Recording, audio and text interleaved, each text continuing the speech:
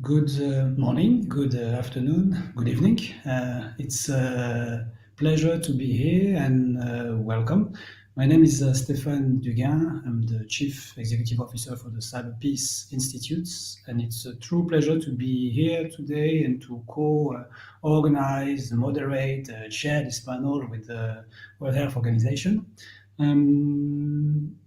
The topic is quite obvious. This is the sad, harder part of the pandemic. As if it was not complicated enough, we are here today to discuss about the accelerations of attacks targeting healthcare workers, healthcare entities, and at the end of the day, all of us for our right to access health. And these attacks being via cyber attacks, cyber operations, and also very importantly, infodemics. In the CyberPeace Institute, we really believe that there's a collective ambition for peace and justice in the cyberspace. And this can be any peace or justice if hospitals are attacked every day, if healthcare workers are under threat to fight this impossible fight on two fronts, the real world pandemic and also attacks on their credibility, on their infrastructure, on their security every day. So it's a pleasure to co-organize and moderate this event with the World Health Organization. And I would like to give the floor for opening remarks to Matthew Lim, Unit Head for Biosecurity and Health Security Interface in WHO. Matthew, please. Well, thank you, Stéphane, and thank you to the CyberPeace Institute for inviting us to co-moderate this webinar. We're very excited to be co-moderating with you, and we look forward to a very interesting discussion today. The COVID-19 pandemic has demonstrated beyond any dispute that an acute health crisis can lead to political, social, and economic upheaval. In other words, an acute risk to health can also be a risk to a secure society. The World Health Organization has been in the forefront of efforts to prevent, respond, and mitigate threats to such global health security risks, and to efforts that bring together all sectors, including those of law enforcement and security services, which have a role in that mitigation. But the COVID-19 pandemic is also unprecedented in that it is the first global public health crisis that is also a global information crisis.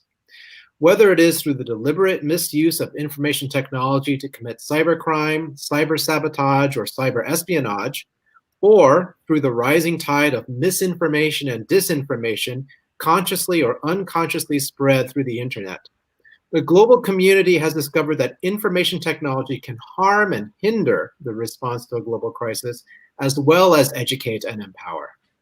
These two fruits of globalization, the internationalization of emerging pandemic threats and the internationalization of information technology, have combined in 2020 in a distinctly negative and unforeseen manner to the detriment of combating the epidemic and the detriment of political, economic, and social well-being around the world.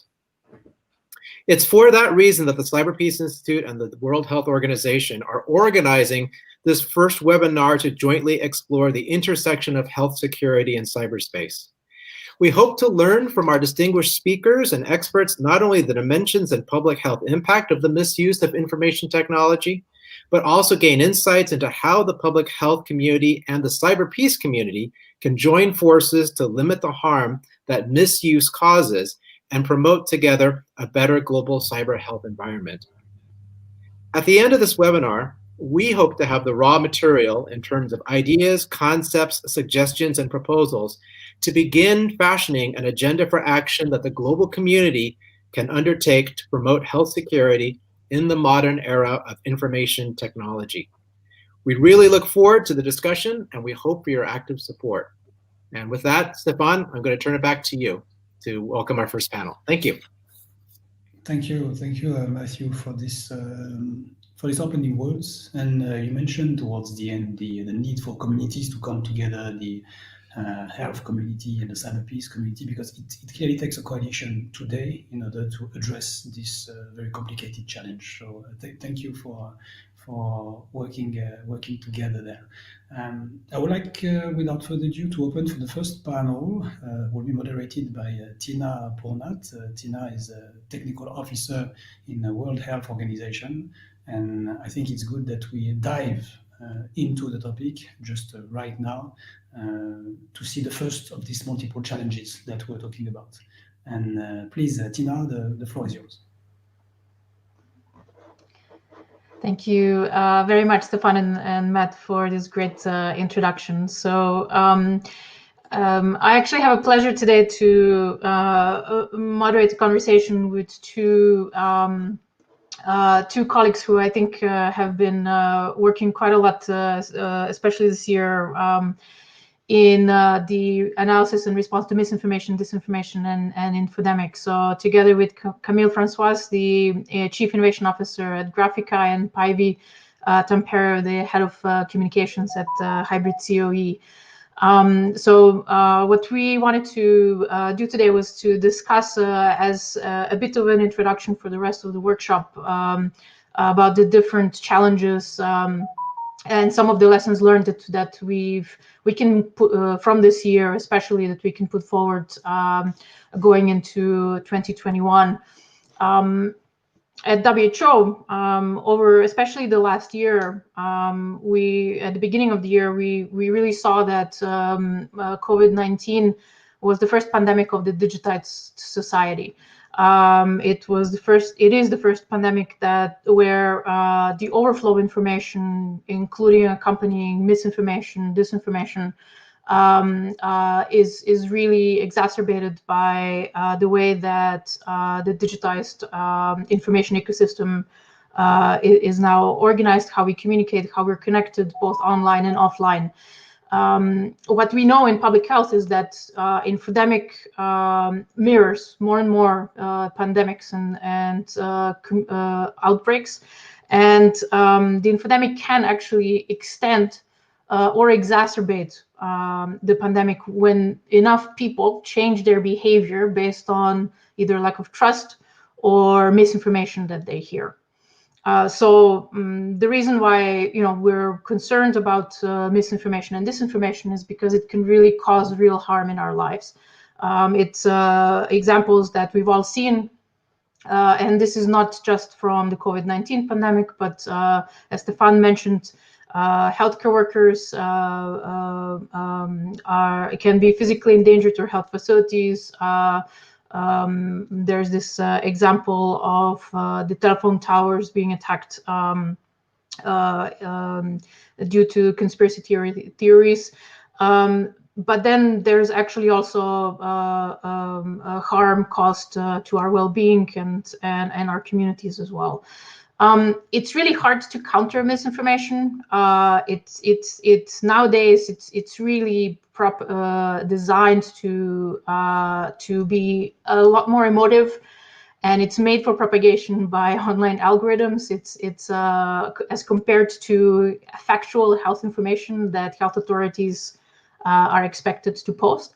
So it's really hard to tackle mis and disinformation on systemic level, with either policies or on platforms, and also in communities. So what we've learned and what we've been supporting at WHO over the last year is especially bringing together multidisciplinary research and work from very different angles to work on building a health information ecosystem that will serve us all, and of course recognizing that really a whole of society across different levels really needs to be involved. So we just concluded a conference, an infodemic management conference last Friday, where we took stock of the different efforts. So that's why we're also very pleased that this area of work that Matt and Stefan are so kindly co-chairing is really an important piece for us to look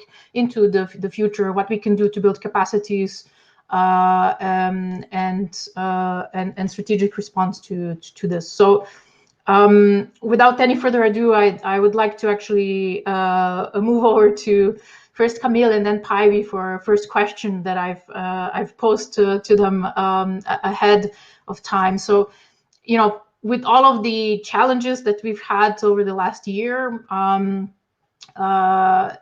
you know, within the context of the health emergency, which sometimes these challenges can be really exacerbated, you both work on both systematic analysis and response and capacity building to respond to mis and disinformation. So in broad strokes, what would, Camille, first you, how has the, in your opinion, information ecosystem, misinformation and disinformation, and also the threats, how have they evolved this past year?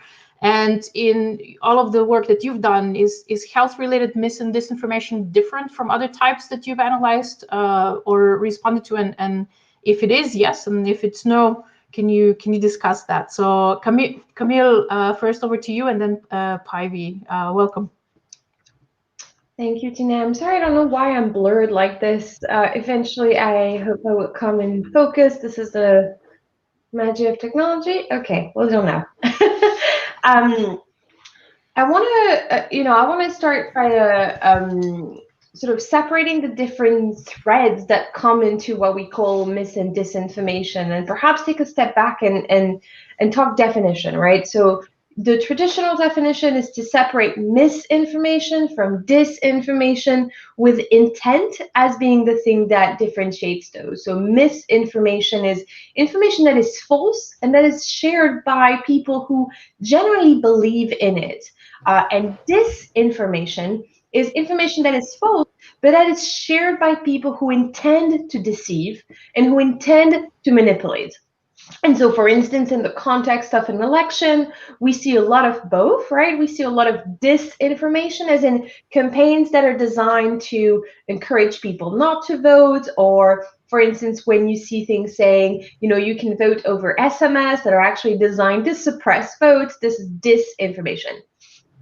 In the context of the infodemic, I think that it's fair to say that the most of what we've seen is actually misinformation.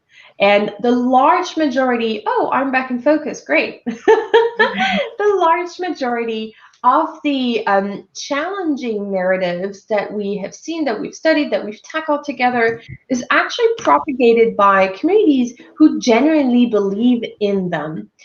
There are a few exceptions, and one of them that's interesting, and we can sort of talk about it now so that we can set it aside for the rest, is information operation done by foreign adversaries. When the pandemic really started, we had a lot of questions from, are they information operations? Are they foreign actors that are coming in and manipulating that conversation? The answer was yes. There are small, minor campaigns that have done that, mostly at the beginning of the pandemic. And that's not surprising, because in reality, today, we see sort of a steady cadence of sophisticated information operations that are manipulating the information environment, and they talk about what people talk about, and therefore they talked about the pandemic too. And so we exposed, for instance, a series of geopolitical campaign originating both from Iran and from Russia and from China that were talking about the origins of the pandemic and sort of disseminating the idea that the pandemic was created in a lab, and that criticized other nations for mishandling the pandemic. So there was a little bit of that, but it's really, really, really small compared to the enormous amount of genuine, organic misinformation that was shared by people who, again, generally believed in the bad information that they were sharing. Now, let's talk about this for a second and talk about how that has evolved in the course of the last 9 months or so. The thing that we immediately saw was a political response of people doubting, again, the origins of the pandemic, which was really the first moment of that misinformation, saying this is actually, this is political in nature, this has been orchestrated by actors, this is something that we believe is a sort of a political plot, right? It's important to understand that when these narratives emerged, they emerged in communities that were well organized, well structured, very conspiratorial, and who were already engaging with these ideas that they were powerful actors who wanted, for instance, to depopulate the planet and who were going to do large conspiracies against that. So it came from clusters of conspiracies which predated the pandemic and sort of got activated in this way. What later happened is these sort of conspiratorial forces gained traction in the overall conversation about the pandemic, which was a key concern that we had studying this. And when, for instance, we did network maps that sort of show the evolution of the structure of the global pandemic conversation month by month, it became very clear that these conspiratorial communities actually were gaining overall traction and were gaining a more central place in the overall global conversation around the pandemic. And so they were becoming more central, they were becoming more influential, and instead of sort of being marginalized because of the information that they were sharing, they were actually being emboldened and really, gaining influence because of this global conversation. After that, we saw a lot of narratives focused on the perceived suppressions of freedoms. And so this is when we saw, for instance, the anti-masks and anti-lockdown movements.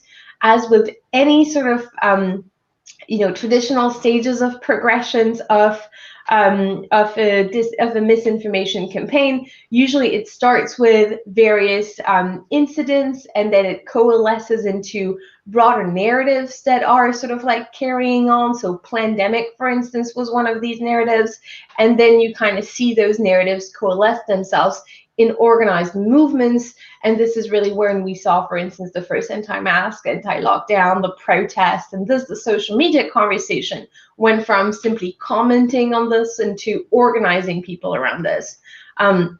That has continued, of course, and what was interesting at this moment is we saw both very clear global narratives and also very localized misinformation narratives. And so in the UK, for instance, the concerns, while they were sort of overall aligned with what conspiratorial movements had to say across the world, were also very specific to these populations and their concerns.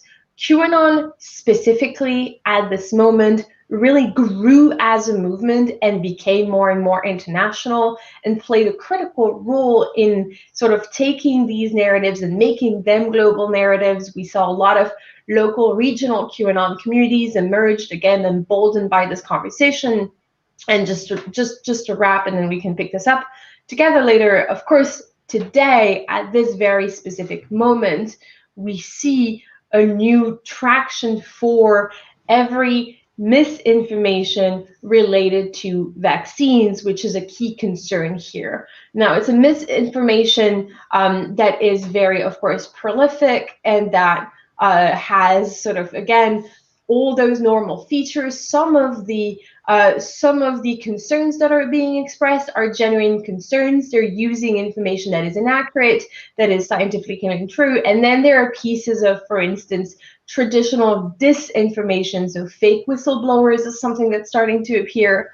And this is also when these campaigns can turn potentially aggressive towards specific people and institution again. And so now we see a lot of negative attention, potential coordinated harassment focused on these specific corporations and institutions that are involved in both making and distributing the vaccine. So this is sort of like where we are in the cycle. And of course, misinformation is always more complicated in some ways to address than disinformation, because you have to go and actually find how to reach out to people and to have this conversation. You can't just suppress the concern. Some of the information that is blatantly false, the platforms have decided that they will remove.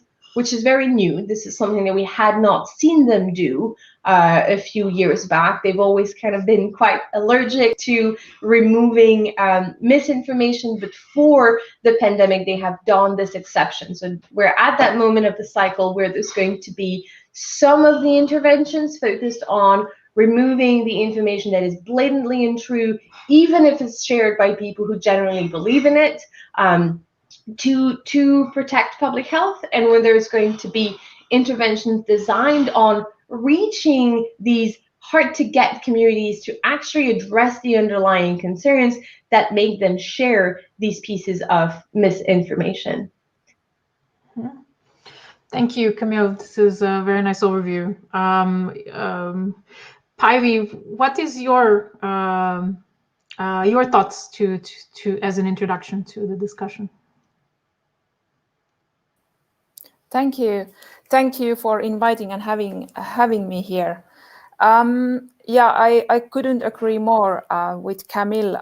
We have to be really clear when speaking about infodemic, misinformation, and disinformation, that we separate the concepts. So, like Camille said earlier, that misinformation is spread by people or actors who believe in it, and then this information field we have many different actors who are intending to deceive people. And we here at the Hybrid COE, we see, or we approach the problem of disinformation kind of a whole of society, from the whole of society angle. And we think that that in order to be able to respond effectively, you have to really understand what is going on. So you have to be able to differentiate exactly people who are just worried about getting the virus, maybe hesitant about the vaccine, safety of the vaccine, and otherwise, or in other way, afraid or feeling anxious because of the pandemic. Maybe they have lost their jobs or have had to kind of deal with some severe consequences. And then on the other hand, we have actors who are wanting to gain economic benefits. So, for example, some private actors selling face masks or promoting kind of questionable products and trying to kind of feeling of safety, or somehow exploiting this crisis to kind of earn money. And then we have state actors. We can say a couple of authoritarian states especially, they use this crisis for them is kind of a window of opportunity to promote their strategic goal and to undermine Western institutions, Western democratic states, freedom of speech, rule of law, free media, and so on and so forth. And their goals are much more long-term. So they exactly want to kind of cause polarization within our societies. And of course, then the motives and then how the disinformation campaigns are structured differ a lot if we compare kind of long-term objectives versus really short-term, really kind of these pandemic-specific objectives. And yeah, I think that this infodemic kind of came as a surprise to us. But on the other hand, this is nothing new as such. I would actually disagree with those who say that this infodemic is really taking place because of the pandemic. But actually, we are not dealing with the challenge inherent only to this COVID-19 pandemic, but we are dealing with the major change in the information environment to which people, different institutions, companies, governments have not been able to fully adapt. So we don't know how to counter these things, how to tackle the problem of huge amount of information out there in an information space, how to cope with the flow of information, how to separate facts from experiences, maybe peer experiences, what people are sharing with each other. And so there is a lot of noise out there. So as an as an author, a representative of authority, or a team kind of trying to manage this crisis, it's really crucial that you have a good situation awareness, so what is going on, and then plan your actions accordingly. And I think it's absolutely normal that people's need for information increases during a crisis. So this infodemic is kind of like a kind of logical result of what is going around. So this pandemic affects everybody, and we want to know what will happen and what's going to happen next, and how long we have to live under these restrictions, and whether this vaccine, what my government has purchased, is safe, and I can really kind of take it. So yeah, I would call kind of the importance of situational awareness. Mm-hmm. Thank you, Päivi. That's actually a really good point. So yeah, you both described quite well. So Camille, you the evolution of the narratives, and definitely it's very difficult to tackle both the global and localized misinformation narratives, and then decide, at what level one actually needs to act and in order to counter them. But I also agree with Päivi. It's extremely important to analyze and actually really understand the situation. So really emphasize analysis as such.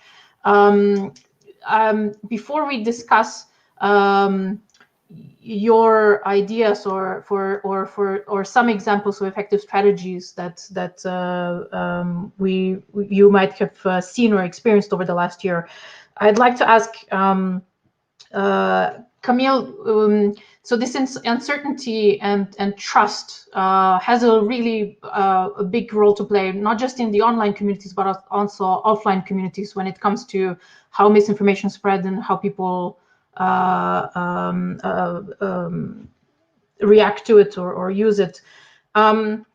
How do you see that playing out, for example, also in the if we described the communities that are more advancing the misinformation narratives versus, for example, those that are maybe linked to more scientific or health authority type of communication? How would you describe that to help us understand the differences and perhaps some of the strategies? Yeah, it's a great question, because this is where we face challenges with communities that are really hard to get, and this is where, as in like hard to reach, and this is where I think we're dealing with another sort of feature of the landscape that makes this perhaps more challenging today than it would have been a few years ago, which is the landscape tends to be generally increasingly polarized, with people having less and less common references. And so there are many cases where we see, for instance, conspiratorial communities that are really well organized, really well networked, and then they have their own sort of sources of information, alternate media ecosystem, alternate influencers. And we've worked with institutions, for instance, who had their names misused in pieces of misinformation. So, for instance, a famous hospital in the US who was confronted with the idea that there was a fake memo. It wasn't coming from them, but it was a fake memo circulating online saying this hospital said that about the coronavirus. It was inaccurate and untrue, and they had never said it.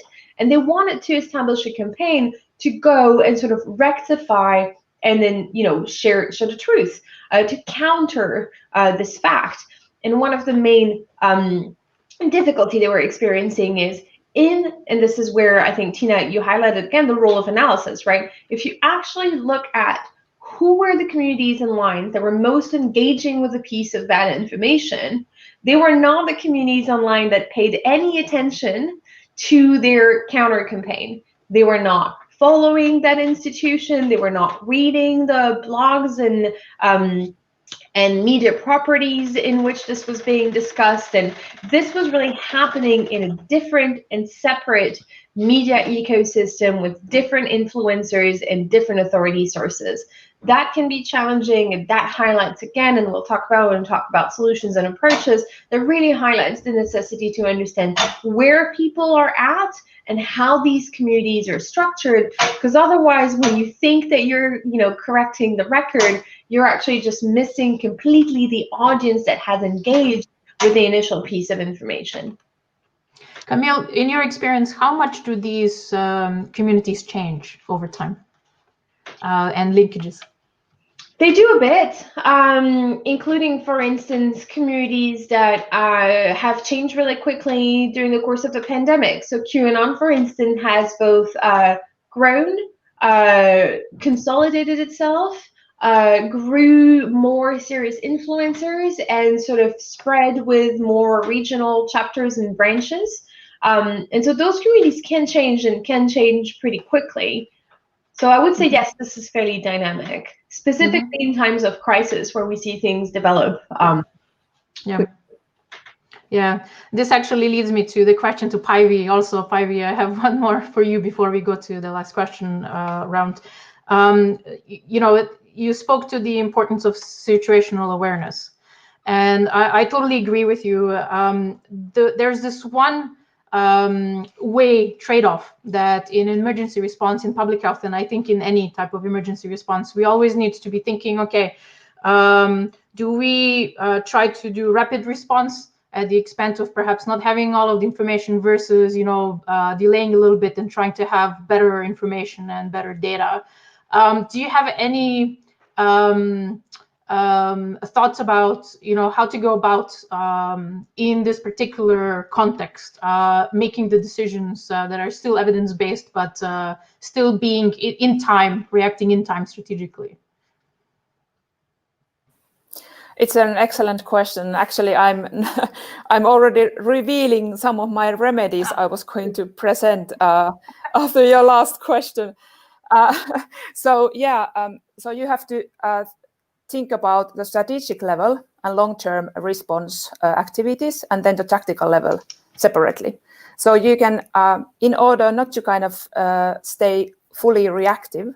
So if you're trying to hammer down all the fake narratives and debunk all mis and disinformation, what is out there, that is actually not the most effective use of resources. So you have to be able to separate. So, okay, so what kind of narratives or what kind of groups are the most harmful and are going to damage or kind of cause the most damage to public safety or people's willingness, for example, to take the vaccine. And then what maybe even vocal groups are marginal and they don't have so big impact. So separating actors, that is of course part of the situational awareness I emphasized earlier. And then basing on that information, you are able to build more proactive narratives. So that those narratives will be part of your strategic communication, which should take place on everyday basis. I mean, the normal comms you do to kind of build trust, to keep, to have dialogue with your stakeholders, to listen people, their worries and opinions and feedback.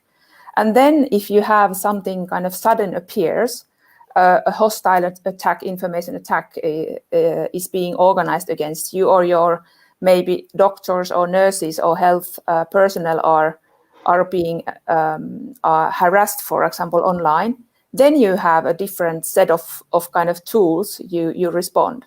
So again, keeping the strategic more long-term and then the tactical more short-term, even rapid response separately. Mm-hmm. Okay, great. Thank you very much. So yes, I surprised both of you with this intermediate set of questions. I'd like to move on though.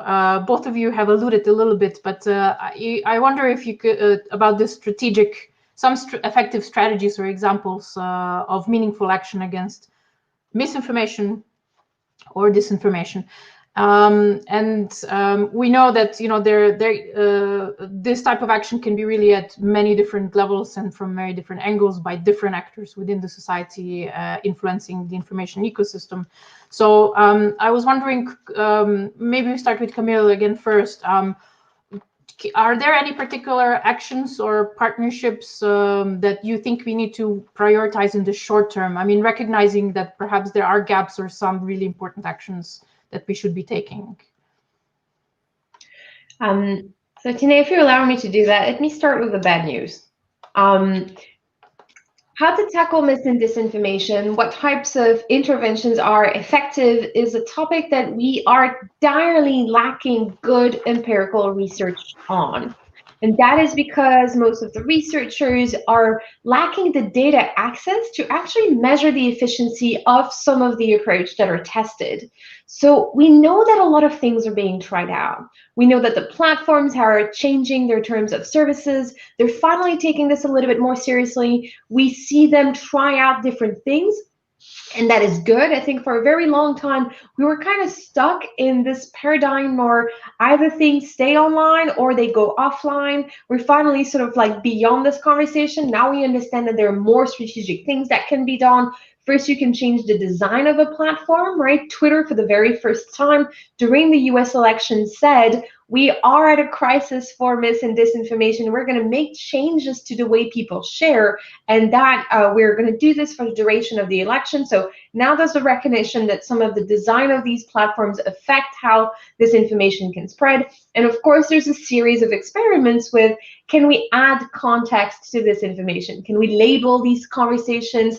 Can we label, bad information in this way? Can we push more information in that way? So it's not that things are not being tried out, but it is unfortunately factually accurate that there's a gap between the importance of tackling this right and the lack of empirical and rigorous data on what is actually effective in this context. And I think that is a first priority for research and for advocacy, which is, if we want to tackle this seriously, well, we need what any sort of scientific rigorous research would, which is empirical experiment, which we can measure and assess. Now, that being set aside, I do think that some of the approaches are promising.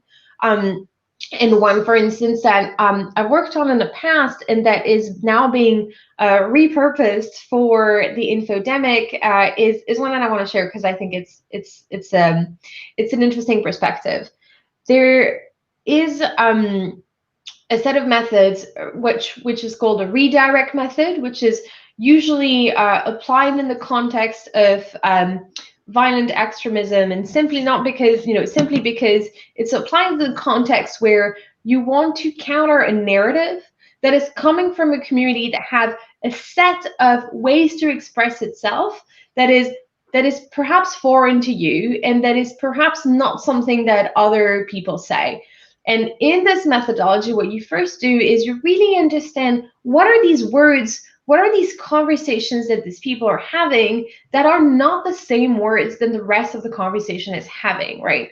And that, for instance, is one of the key things that makes this counter-narrative campaign on health also difficult, is it talks and addresses these issues with words and with concepts and with frames that are not the ones that are used by the communities that you're trying to reach. That creates a whole lot of problems that researchers have documented. Data voids is one of them, right? So you have health institutions that communicate, again, with a specific set of sentences and phrases and frames. And then you have the communities that you're trying to reach, which is communicating with really different vocabulary, frames, and sentences. And therefore, they're operating in their own information ecosystem. I like the redirect method, which uses transparent advertising to go and target against these very specific keywords that conspiratorial communities may be using, and offers an alternate pathway to, for instance, you would start with a very specific conspiracy theory, right? Probably major institutions may not communicate on this conspiracy theory. There might be good reasons for that. Perhaps they don't want to amplify it. But for people who are already there and who are already searching for this information on search engine, it might actually be good, again, to have advertising that is transparent advertising, saying like, hey, we see that you're searching for this. Here's information that you might go consider reading, right? So it's really, I mean, the simple basic idea is to really meet people where they are, including when they are, is using words, vocabulary, ideas, frames, and phrases that are very different from the institutions who are carrying these counter narratives and who are trying to rectify some of the falsehoods. Mm-hmm. Thank you. That's very interesting. Päivi, maybe we go to you with the next set of suggestions. What would you recommend? So I would recommend to actually map potential scenarios. What kind of scenarios you might or your organization might have to encounter, for example, during next year when the vaccines come to market and the campaigns start. So what could harm you the most? And then how to mitigate the risks. So what is your plan to respond? And also thinking of how to reach the groups most vulnerable for mis and disinformation. Exactly what Camilla said, that map the groups and know how they speak and what topics they are interested in, and use their language.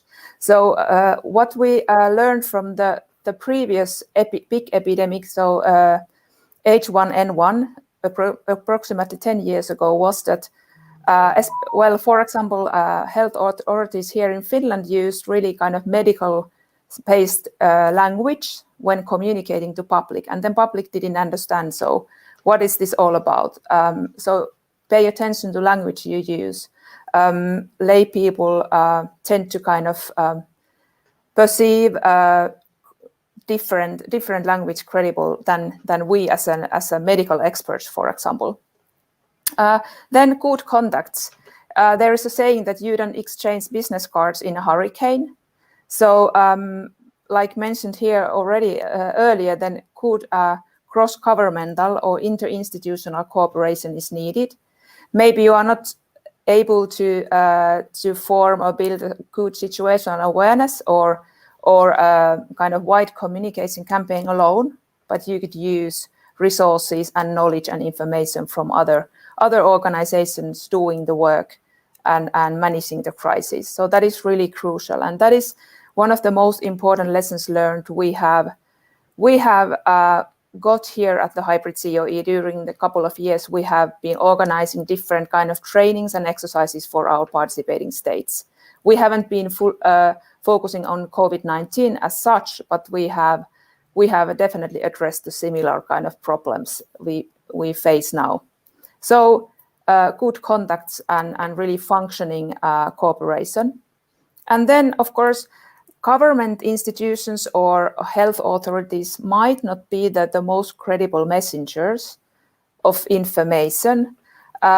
You might think of using, for example, some social media influencers to act as messenger. So those who are willing to kind of share information on what to do, keep distance, wash your hands, use mask, and avoid too many physical contacts. So maybe, for example, if you want to reach out younger people, then social media influencers might be used as well. And we have some experiences already from this year that it has really functioned well. And then one other kind of an important aspect we maybe tend to forget here is that as an experts we are focusing on this current crisis, so what is going on now with this pandemic. But when we think about the receiver perspective, so actually history of similar crises affect people's interpretations of the current situation and overall risk perception. So that is maybe something we should stop and think about. So okay, so what have we learned from the previous similar type of situations? What are the lessons learned, and have we adapted them to the current present day situation? And if not, then what could be done more? So that is a really important aspect to remember as well. Thank you, Päivi. Yes, I was actually thinking as you were speaking, in a sense, it's not only about risk perception, it's almost about how do we build health services, for example, or services in general that are worthy of people's trust. So we're not only thinking about how do we convince them that they should trust the services, but that the services and the systems are actually offered in ways that people and communities that perhaps had been marginalized actually are trusting them. Thank you. We have about 6 minutes left, so I'm going to do a firing round with both of you for one last reflection. Both of you, from different angles, were actually saying, meet the people where they are in the communities. And then, if I'm an infodemic manager in a country and need to do a situational assessment, I'm under pressure to be making recommendations. I know that I will always have imperfect data, not just for evaluation of any type of intervention, but also because conversations take place on all kinds of platforms and also offline that we don't have access to. What would your recommendation to someone that needs to be looking at situational assessment be in order to prioritize actually understanding communities and meeting communities where they are? This is a general question, but what would be your take? So 2 minutes to Camille and then 2 minutes to Päivi. I also just wanted to echo some of what Päivi was just saying, and just so that we've said it and made it super clear, there's one thing that's just honestly a bad idea, and that we can just label a bad idea, which is to engage in this debate by mocking and or belittling communities that are sharing this information. Sometimes we do see that. That's of course not the right entry point. So start with respect and start with understanding who these communities are, what are their drivers, how they're structured, and who is an authoritative voice for them. There are very little communities where there are no influencers. I've almost never seen that. And so, what Patty was saying on understand what are the drivers, what exactly they're talking about, how they're talking about it, and who are their influencers is often also a right way to go. We've seen influencers play either a really good and important role in sharing some of the best practices in the pandemic, or at times we've seen them play a negative role, right? We have seen pop stars share songs of resistance to best practices in lockdown, right? So there unfortunately is a little bit of an influencer's game, and making sure that you can work with the people who have credibility and who have a reach and who have some of the audiences that you're trying to reach is generally a good way to go. So I would start there. Thank you, Camille. And Päivi, your last comments? I would invite together a multidisciplinary team, so multiple different voices, even critical voices, when you start assembling your plan. Not only having communication experts or cyber expert or medical expert, but all of them and much more. Contact your peers.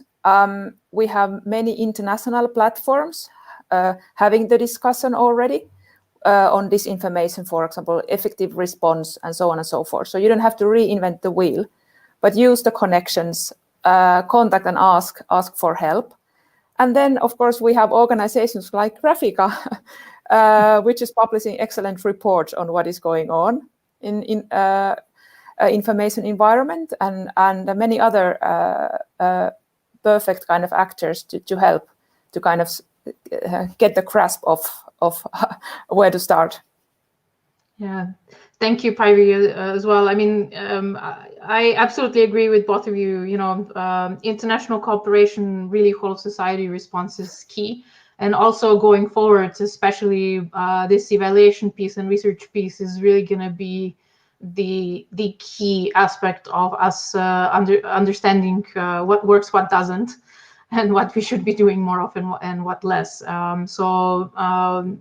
David, we're also trying to lead on this piece with the public health research agenda on infodemic management, and we hope that actually all of that will also be a contribution to what both of you are pointing out as well. So really, thank you both for contributing to the beginning of the workshop today. And thank you for the work, especially of the last year, and hope you have some rest over the holidays, and let's jump into 2021.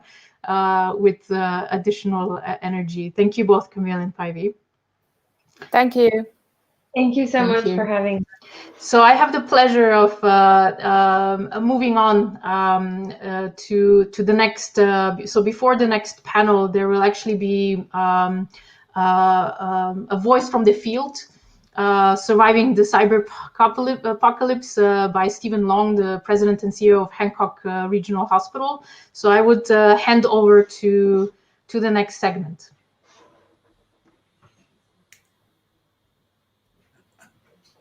Hey, can you hear us? Stephen, are you here? Stephen, hi. I'm not sure I can hear you.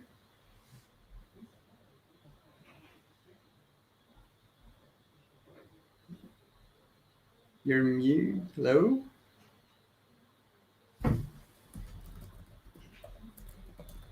No, I think you're on mute, Steve.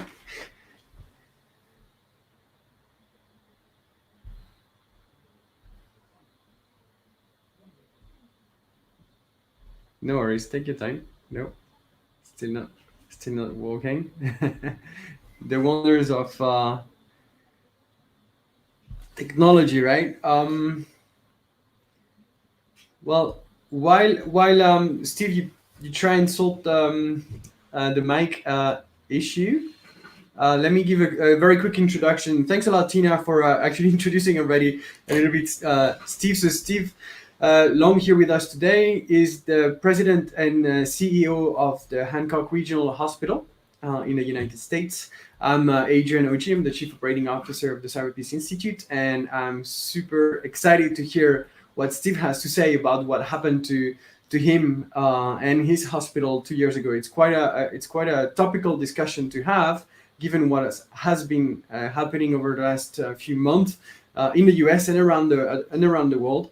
Unfortunately, the threat of ransomware is increasing. And Steve? Nope, still not working. Right? No worries, we'll get there. And Stephen has had the well, I wouldn't say the chance or the fortune, but certainly the misfortune of going through such a situation 2 years ago, and he's taken the very open approach when it comes to sharing his story, which is something quite unusual in cybersphere or in cybersecurity. We're not that used to seeing CEOs take the lead and talk openly about attacks such as the one that he faced and his hospital faced. So I think that we're very, very privileged to hear from him today, provided the mic works. And it's I've heard a little bit already about the story. We had a conversation, and it's really a fascinating one. And it's one that really makes you think when it comes to all of these attacks that we're seeing popping up left and right around the world lately. As I was mentioning, the threat of ransomware is increasing, and that's really a source of worry for us at the CyberPeace Institute. Steve, hello. No. Let me double check. I don't know if my team can hear you. Maybe it's just me. Would you have? Oh, Tina cannot hear you either. Would you have perhaps a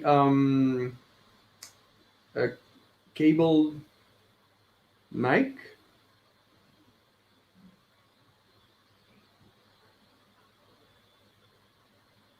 Yeah, sure. So yeah, ransomwares are some of the nastiest attacks that we are seeing, in particular in the context of the pandemic. And some criminal groups have actually agreed to stop those attacks and have realized the extent to which they disrupt hospital activities, leading to a nefarious impact on patient care and potentially leading to death, right? As we've seen in Europe, we've been quite close to such situations. So learning from others who have gone through that kind of situation is critical. and we're really excited that Stephen hopefully is if Stephen is able to tell us a little bit more about what happened at Hancock Regional Hospital, because it will allow others to prepare better. So okay, while we see if Steve is able to log back from a different computer and maybe have his audio work this time, perhaps we can already begin our panel, and together with Sung Choi, who's an associate professor at the University of California. Hi, Sung. Does your mic work? Let's try. I'm not hearing you either. Let's see if you're able to fix it. I think I'm jinxing everybody's mic. Maybe if I log out, then everyone will be able to hear you guys. Hi, Adrian. How about now? Oh, I can hear you now. Yes. Oh, that's great. That's great. Yeah. Yeah. So yeah, as I was saying, Sung Choi, you're an associate professor at the University of California, and you've been researching already for quite some time the impact of cybersecurity attacks and patient care, and you've looked in particular at data leaks, right? Well, first, Adrian, thanks for giving me a promotion. I'm still an assistant professor, so not quite an associate professor yet. And I'm actually at the University of Central Florida. Yes, yes. So similar weather, but different side. So yes, I'm. Thanks for having me here. I'd be happy to talk about my research on hospital data breaches in the U.S. I think having Steve talk about this would have been a great introduction, because I think what Steve could have told us is what happens during a cyber attack, and my research is about what happens after a cyber attack. Yes, Adrian. So yeah. I think that Steve has reconnected. I don't know if he's. Can you hear me now? Okay. Yes, we can. Yes, we can. Oh, so wonderful. Sung, if you can hold on that thought for a little bit now, we can perhaps hear Steve's story, and then we can go back to what happened after the attack, right? And impacts on patient care after the attack. Is that okay? Yes. Okay. Excellent. Thank you so much. Thank you so much. So Steve, the floor is yours. Okay, I'm actually going to try to share my screen, and let's see if this works. And if it does, that will be great. If not, I will just talk. But Adrian, can you see that? Not yet. Yes, I can. I can. Yeah, I can see it. Okay. It's very odd how this all is working. Perfect. Okay, so I'm just going to click through these very quickly and talk to you about our experience. So the experience we had really is based on where we're at. We're in a small town outside of Indianapolis, Indiana. So for those of you that have ever been to this part of the country, it is indeed where the Indy 500 is. And Adrian, can you see my slide that has the Indy car on it? Yes, I can. Okay, yeah. Wonderful. So that is where we are at. We are not in a major metropolitan area. We are in a small town right outside of Indianapolis. And we are not a huge organization. We bill out about $1 million a day. That actually equates to 150 million in the door at the end of the year, just the way the American healthcare system works. So it is important to remember, though, that we bill out $1 million a day for the services that we provide. So I want to set the incident up for you, because it is a very, very interesting thing that we went through. And it is very odd, I would say, because we thought we were fairly well prepared.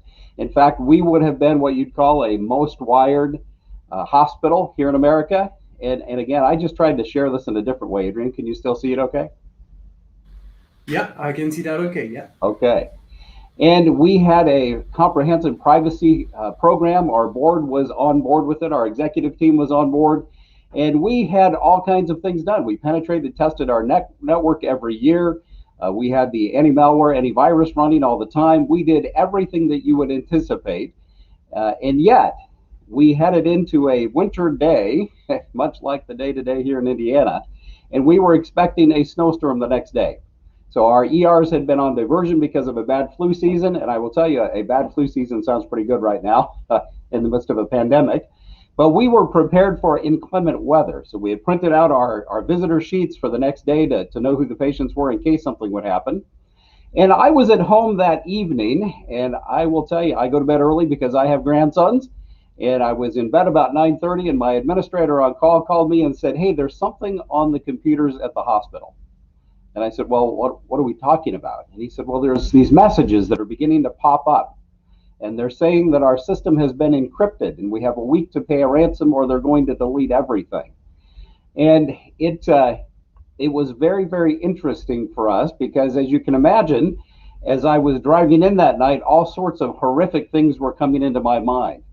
And I'm going to try to turn this off. Do you see this box right here, Adrian? Yes, I can see it, yeah. There we go. We'll try that. Or maybe I'll try that. This is very, very interesting for me here. Yeah, we see the pop-up caption in subtitles if you're able to take it. Yeah, I'm not exactly sure what that is. And I do apologize. Okay, here we go. No worries, no worries. So I got to work that night and I walked into my office and this was what we saw on the screens of my very own computer. In fact, we've blinded this out or blurred it out so that you cannot read it and you cannot accidentally go to this site. But on my own computer, all of the icons for my files had been turned into one of two messages, either "sorry for files" or "we apologize." And there was a moment when I looked at that and I thought, well, maybe they're not so bad because they apologized. They said they're sorry. And then I remembered that our entire network had been encrypted. So as we went into this, there were three guiding principles. And I will tell you, it's not like we sat down and said, what should our guiding principles be? These are always the ones that we have. But in this particular instance, patient safety was key.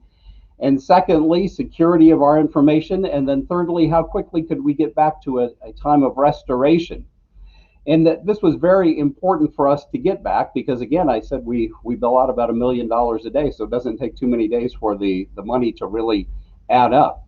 So we had about 5 response steps that I'm going to quickly go through that we considered. And the first one was activating our disaster response plan. So I can tell you that when the virus got in, it actually infected every computer we had, or it was on its way to doing that. So the first thing we said is, let's just turn off all the computers. Let's shut the network down and let's just start from there. I will tell you in hindsight that a virus is not unlike a virus that you would catch in your body, and that if you turn everything off, you don't have access to the live virus anymore. So one of the lessons learned that I will share with you is that you don't want to turn every single computer off because you want to get the live virus. But we turned everything off. We posted signs to all of our staff and said, hey, don't turn anything on yet because we don't know what it is. And then we began to notify everyone what had happened. And of course, I thought I need to tell my board, so I went to the one place where I keep all of my contact information, which is on my computer. And of course, it was encrypted. And we began to understand that we had access to other systems. So for example, we have a board portal, and I had all of my board's information in it. It wasn't resident on our network, so we still had access. We had access to a secure messaging platform called Diagnose, so that was not resident on our system either. We had a messaging system to our employees called Live Process. So it's important to remember that you actually have access to things that you don't realize, even when your system is entirely down. And then, of course, we went into our downtime procedures. The first thing that I would tell you is that we made sure that nothing that was touching a patient was actually impacted, and it was not, because I had these visions driving in that night that perhaps the virus had gotten onto the IV pumps or the ventilators, and that did not happen. But I can tell you I have fears about that in the future, because as we become ever more connected to the internet, I think that patient-facing equipment will be at risk. I will also say that we moved on to paper. And another lesson learned here in America is that none of my young nurses had ever worked on paper before to do charting for patients. And it was only when we did downtime, which is usually 2 o'clock in the morning on the night shift once a month, where we have downtime. And so nobody really had ever practiced it. So you can imagine that it was quite a change for our young nurses who suddenly had to document on paper. I will also say that we used to document on paper all the time, and it was 1 sheet for a whole day. Well, we don't do that anymore, and so we ended up with 10,000 sheets of paper by the end of our 3-day ordeal. And then we went on diversion in our ER, but only for a brief period of time, and not for the reason people think. It is because our PACS system, so the picture archiving system where we store our radiology images, was impacted. The actual radiology equipment was not. So our radiologists could read the images on the actual equipment, and we could store for up to a week. But our radiologist at night is off-site in Indianapolis. So we had to go on diversion long enough for the radiologist to come and sit there. And he sat with us the entire time to read images on the actual equipment. Well, what I can tell you is that we never stopped being a hospital. We delivered babies, we did surgeries, we admitted patients, we discharged patients, we did everything a hospital does, because hospitals are not about computers. Hospitals are about people taking care of people. We did it differently, of course, but we did not stop being a hospital. And then we did probably the smartest thing, and that was call a friend. So we phoned a friend. And that friend in this case happened to be our attorneys. We called them up and said, hey, our disaster plan says call you first. And so what is your advice? And they said, we're going to put you in touch with a forensic IT company. So remember, this started about 9:30 at night on a Thursday night. And this was about 2 o'clock in the morning on Friday morning when we started making these calls. And that forensic company engaged with us immediately and began to go through their investigative process. And one of the first things they said is, we need to call the FBI. And I can tell you, as the CEO of a hospital, I was not fond of the idea of calling the government. However, we did, and it turned out to be one of the best things we could do. And I will tell you, they do not come in and take over. They come in and they provide advice, and they investigate, and they can give you insight into what actually happens. So here were the 4 stages that we went through. Number 1, we found out what it was. Number 2, you contain it. Thirdly, you kill it, and then you remediate, which means you bring things back online. So we did all of those, and you have to do them in those steps. If you don't, you reinfect your system. We also then figured out exactly what had happened. And what it was an open RDP port, or remote desktop protocol port, that was open to the internet. That didn't mean that you could just log in. You needed login credentials. It just meant that you could see it. And as we all know, our networks are scanned every day by malicious people all over the planet. And they could see that there was this door, and we saw that they tried to brute force their way in because we had extraordinary logging turned on. We also found that they could not get in through their brute force means, like you see in the movies where they have a million combinations of passwords and login IDs. And they stopped. And then at some point later, they started again, but they actually just logged in with a valid login ID and a password that belonged to one of our vendors. And we learned later that this particular vendor had not been practicing password hygiene, had used that same password in multiple other hospitals. So they logged right in, and we found later that they had purchased it off of the dark web. So they logged in and they loaded SamSam, which is a ransomware variant. And they loaded it in, and it indeed locked up our system and encrypted everything. So then we're left with a decision. Do we pay the ransom and purchase the decryption keys, or do we just end the whole thing and restore from backup? And so as we were going through this process, this is about Friday afternoon, I can tell you that when you talk to the FBI, they always say, don't pay the ransom. And they will always say that. But you can ask them the question and say, if you pay it, what happens? And they will say, it depends on your situation, what you're going to do. And if you pay, you may make yourself a target, you may not get your data back, or the attackers may ask for more money. And we said, how likely is that? And they said, you have to wonder what the intention is. And for these particular attackers, because they had been seen by the FBI before, they knew that it was ransomware. They weren't really interested in taking things off the internet or off the network, but they were interested in money. And this is where it becomes interesting, because it is, in some ways, their business model is dependent on the integrity of the attackers. And I say that with quotes, because if they take your money and do not give you the encryption keys, then the next people will not pay. And if they take your money and ask for more, then the next people are less likely to pay. So it usually works. And so we went through a very intentional discussion on what we should do. And we decided that it was in our best interest, because of the length of time we thought we might be down restoring from backups. And in fact, we did not know at that moment whether we had backups or not because of the way the thing had been encrypted. But we decided to pay the ransom. And when you decide that, you have to figure out how to do it. And it's with Bitcoin. I had no idea what Bitcoin were. Still don't have a great idea, except I know they're much, much more expensive now than they were back then. And you have to find it. So we had to go through an entire process Friday afternoon that this happened to get the Bitcoin, and then follow the instructions that they had given us to get the payment to them. And to do that, you need to have very smart people that are willing to take a computer and access the onion router and get to the dark web. And I can tell you that it is a fascinating process to sit in the middle of the night and watch a screen as this entire thing happens. And part of what you need to know is that when you do purchase decryption keys, you don't know exactly what you get. It could be one key for the entire network, or it could be many. And it could take a while to decrypt your network once it has been encrypted, but it is quicker in many cases than restoring from backup. Because I'll tell you, I am a CEO, so I have CEO disease. And what that means is that I am not always right, but I am rarely uncertain. And I had this idea when we had spent millions of dollars on our backup facility that there was some great big red switch up on the wall in IT that if anything bad happened, you went up there and flipped the red switch and it would magically come back. And as many of you know, that is not the case. That's not how it works. And there was no red switch. So no matter what you do, it takes a bit of time. And it did take us a bit of time because we ended up with about 1,200 decryption keys. We had to figure out how to get them into the system. There is, of course, a legal analysis. The only thing I'll share here is that it has everything to do with what you found on your network. So it is not enough to say we have no evidence that anything was taken or compromised or viewed. What you need to have is evidence that it was not. So fortunately, we had extraordinary logging. Another lesson learned, make sure you have logging turned on your networks, because we could prove exactly what happened every step of the way. And we could prove that nothing was exfiltrated, nothing was viewed, nothing was taken. So we were very fortunate because we had that, and that was key in our legal analysis.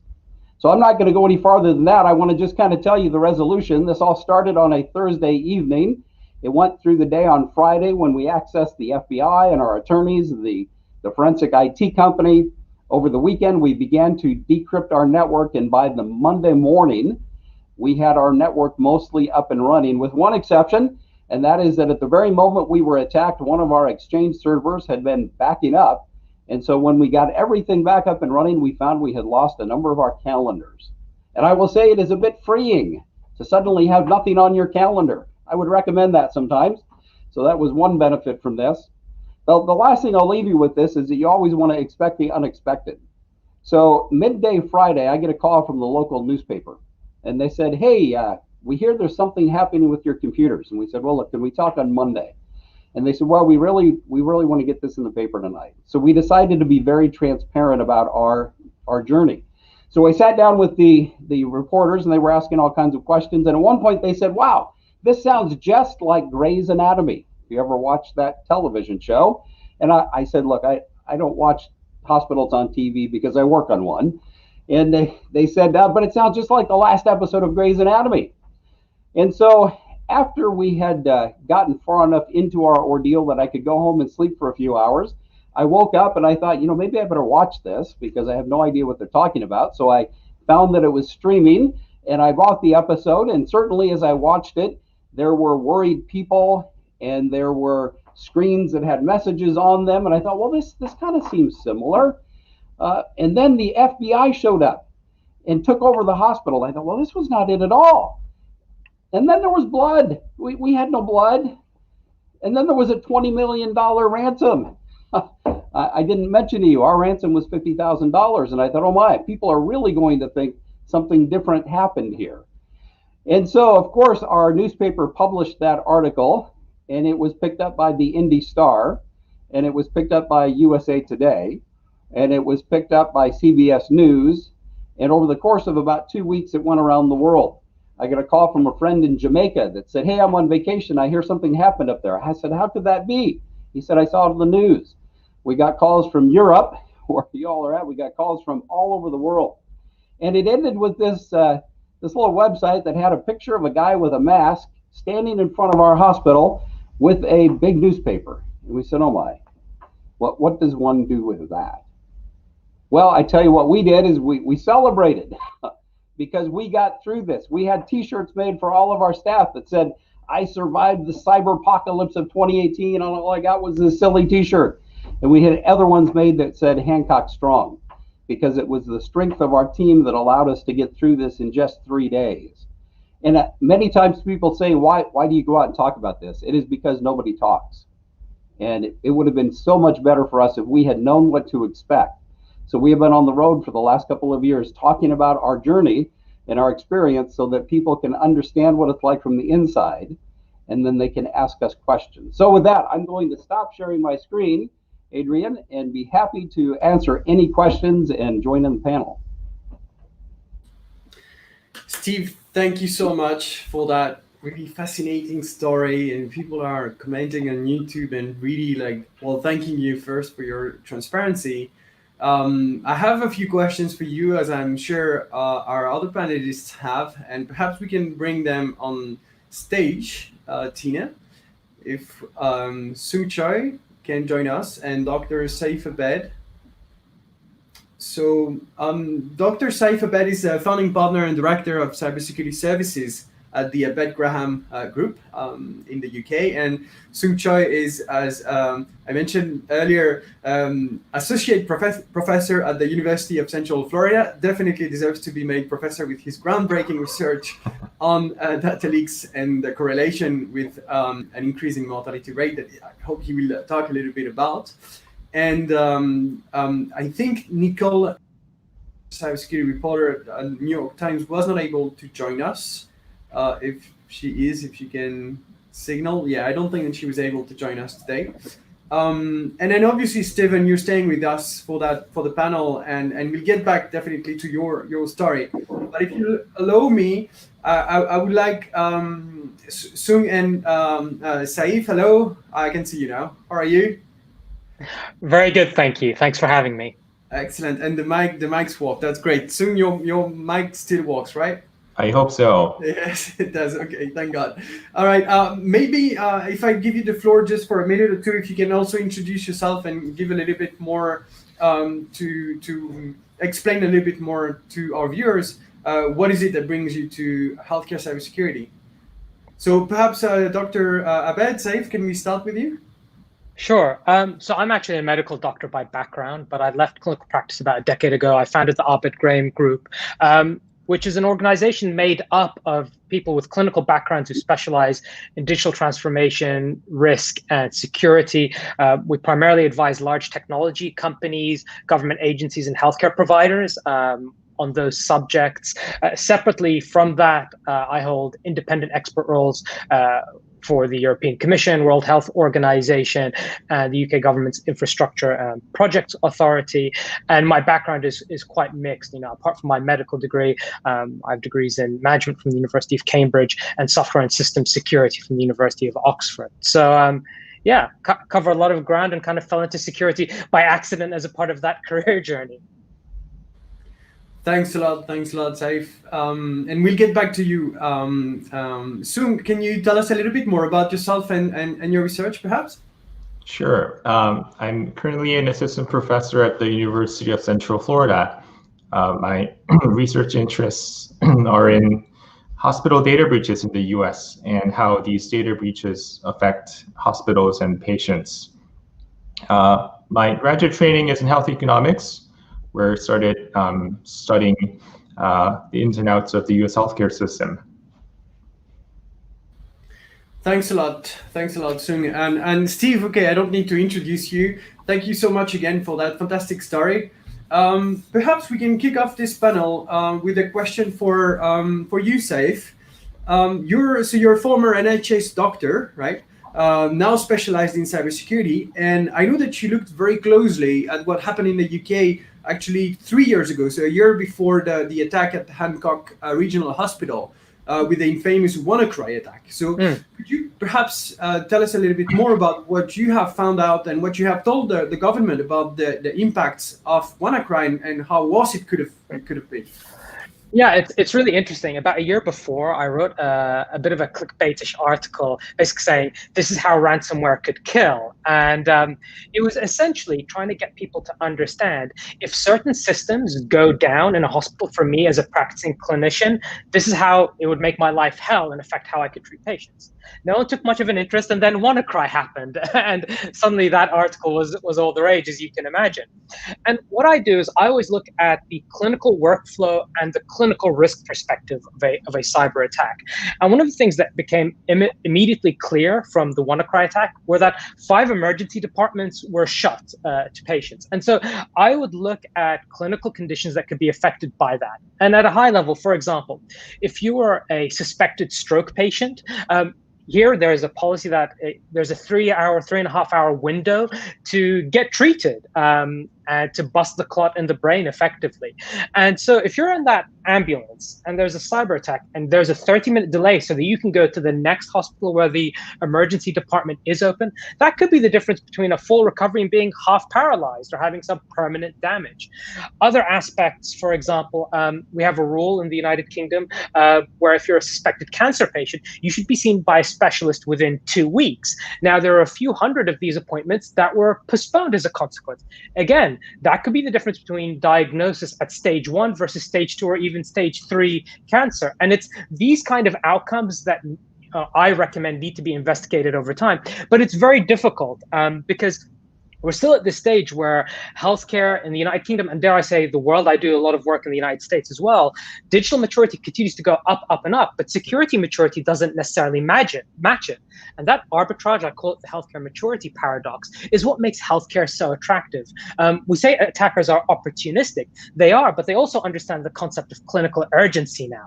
And so these concepts, bringing them all together, I've said really need to influence how national security agencies look at national critical infrastructure, need to influence policymakers, need to influence the private sector, as well as, of course, healthcare providers themselves, be they in a public sector or in a more private style system. So there are a lot of takeaways there. I generated a lot of commentary for colleagues across the spectrum in the National Health Service. And we continue to learn, I think, day by day. Unfortunately, the attackers are also relentless around the world, as we've seen.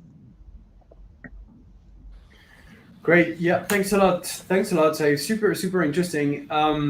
One of the difficulties that we're facing, notably at the CyberPeace Institute, right, investigating all of that, is the difficulty to have access to data about all of this. So that's why, for us, it's so important that others like you, Saif, and like you, Steve, talk a little bit about what's happening in healthcare cybersecurity. And soon you have actually made some groundbreaking research around data leaks in healthcare. So you have been able to use already various amounts of data sets to draw some very interesting conclusions. So perhaps you could drive us a little bit about through your research and your findings with the correlations that you found between cybersecurity attacks and impact on patient care soon. Yes, thank you.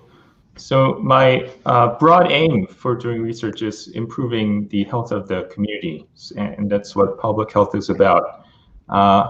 When I was a postdoc a few years ago, I was introduced to this novel area of hospital cybersecurity and data breaches through my advisor, Eric Johnson at Vanderbilt University. Coming from public health, this is something that I had no idea about. But it quickly became clear that it was an emerging problem that was significant for the healthcare community. There is a lot of tool already available to researchers who studying healthcare in hospitals in the US. There are quality metrics established by the Center for Medicare and Medicaid Services, things like Hospital Compare, that lets you compare patient outcomes, quality, satisfaction measures for hospitals across the US. And they're done so in a manner that allows comparisons across different hospitals by accounting for the characteristics of the patients that go to each hospital. Because you could imagine some hospitals might be getting sicker patients. And if so, if you just look at the raw statistics, it's going to appear that this hospital is getting worse outcomes because, not because they're performing worse, but just by the nature of the sicker patients going in. So we can adjust for those things statistically, and that's what's available as a tool for researchers. There are tools available that lets you compare quality across hospitals. And the other side of the coin is figuring out who's getting breached. And as Stephen mentioned earlier, healthcare providers in the U.S. are subject to HIPAA, the Health Information. See, I'm blanking out in the acronym, so let me quickly look that up. So it's Health Insurance Portability and Accountability Act. It's an important piece of regulation that affects healthcare providers regarding protecting, patient data. And the piece that affects hospitals is the rule that if you have a breach of 500 or more individual records, then you have to report this incident to HHS. And I think this is where I come in. So, a hospital has been attacked, then it's the remediation phase that I was interested in. And from my understanding, it's a long journey. So it's not, once the attack's been cleared, then now you have to deal with the regulations. And I think maybe the laws have been clarified, because I think that maybe in the past these ransomware attacks were not considered breaches if the data was not leaked to outside parties. But maybe I think it's become more stricter, so that even if you don't have data that was leaked, I think ransomware attacks are now being classified as data breaches, so you're still subject to further regulation. So after you've been breached, after you do your investigations, you come up with a remediation plan. Then HHS comes in and monitors you for a year or two. I think it could depend case by case, but at least in the laws, you're subject to monitoring for some time. And over the year or two timeline, you're supposed to make these changes that's going to improve your security and make sure it doesn't happen again. And I think this is where there's a lot of room for disruptions and delays can be introduced, because remember, adapting to a new IT system is challenging enough. You're bringing in more changes through added security. Maybe things are harder to access because now you have to use stronger credentials, so longer passwords that are hard to remember. Maybe you have to do two-factor authentication that's going to really improve security, but it's also another added burden for clinicians. As Saif mentioned, if you're doing something that's very time sensitive, if you're trying to provide care within minutes, and let's say you forgot your password, or if you don't have your second factor device, that's going to add minutes or more of delays that could have a negative impact on the patient. So just starting with these ideas, when I take these ideas and look at the statistics, look at the data, we were surprised to see that we did find significant evidence that after a data breach, hospitals see worsening patient outcomes in terms of their 30-day mortality rates for heart attack patients, and also hospitals saw about 2-minute delays in their time from door to electrocardiograms. So it was a stunning discovery on our part, because we're looking at data breaches that may have happened a year or two ago, but it still had downstream effects on patient care quality. It's very interesting what you're mentioning, Soon, and that a data leak, which is not the most disruptive of all cyber attacks, have an impact on patient care down the line. So going back to you, Stephen, and the presentation you made, when we look at ransomware attacks that are a lot more disruptive, right? What do you think that the long-term impacts could be of those attacks? And have you does your own experience reflect what Sung's research has uncovered in terms of long-term impact on patient care? And also, like, what do you make of the recent surge of ransomware attacks spreading now in the context of COVID-19, in particular in the US? With some hospitals being paralyzed, not for 3 days like was the case at your hospital, but for sometimes up to 3 weeks, right? So what do you think are the short and long-term impacts of those attacks? Certainly. I would like to say that Dr. Ben and Dr. Choi have some extraordinary points there that we actually have lived out, and I think that we're living them in the healthcare system in the US every day.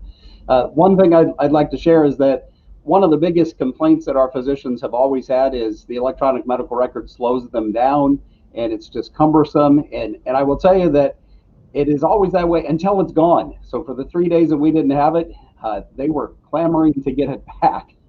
So it's interesting how these things work out. I would also say that as you look at the ways that we collect data and the kind of things that we do, it is improving all of the time. And there are a number of systems out there. So Dr. Choi had mentioned that we have Hospital Compare. Just so you know, we're a 4-star hospital, so we're very, very good. Hospital safety score, we're an A. So all of those things we do very well at. I will say, though, that as we have gone further and further into the future, and whether I can attribute any of this to the attack and what we've done after that, or just to the changes in healthcare technology and the way that we use information systems, is that it is more cumbersome to use the systems. Now, certainly, most of us are now using things like two-factor authentication, and you do have to have your other device there. You have to have a much higher password hygiene. So it does make it more difficult to get into the systems. But we try to offset that a bit with some of the other technologies. So, for example, we have an app that runs on our clinicians' phones so that it uses augmented IT to run in the background to try to populate the electronic medical record, to try to make some of the documentation easier. So there's kind of a give and take to all of that. I would also say that when we look at the impact of the actual attack, we were very fortunate to be in a metro area. So there are 20 hospitals within 30 minutes of us. And so what happened to us would not have a detrimental impact on patients because we had other hospitals that were very close. Had we been a very rural hospital, it would not have been that way. So I think that there are disparities within the American healthcare system based on location. So I think all of that does come into play. I think it does get more difficult as time goes by. But I think that there are other ways that it is getting better. So, for example, we have the Health Information Exchange here in Indiana, and it is extraordinary because it gathers information from all of our systems and makes it available in a central repository. So even during our experience, even though our network was down, when we had a few computers that we brought back up off of the network, we could still access iHigh to get the electronic information like the old labs and the imaging studies and all of that had been put into the system. So there's a give and take with all of this.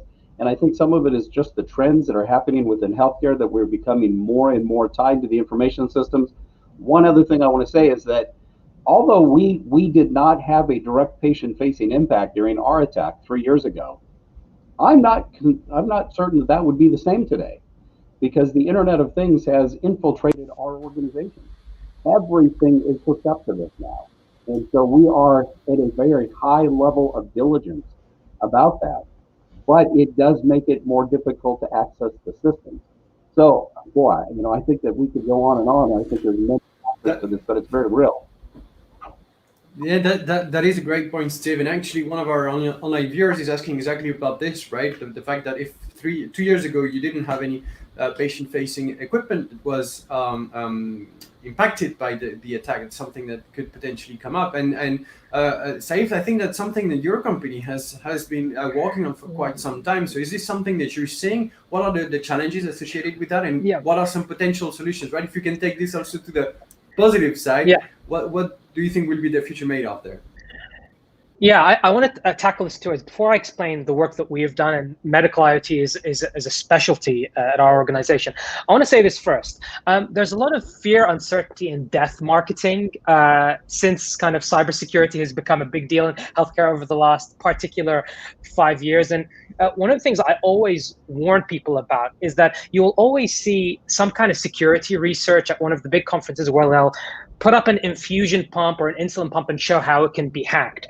And that's there to kind of attract attention and generate headlines. What I always explain is that is a very unlikely scenario. What is more likely is a legacy router or switch in some cupboard in the hospital that someone's forgotten about. That's the way in, and that causes the complete network takedown. And that's the nightmare.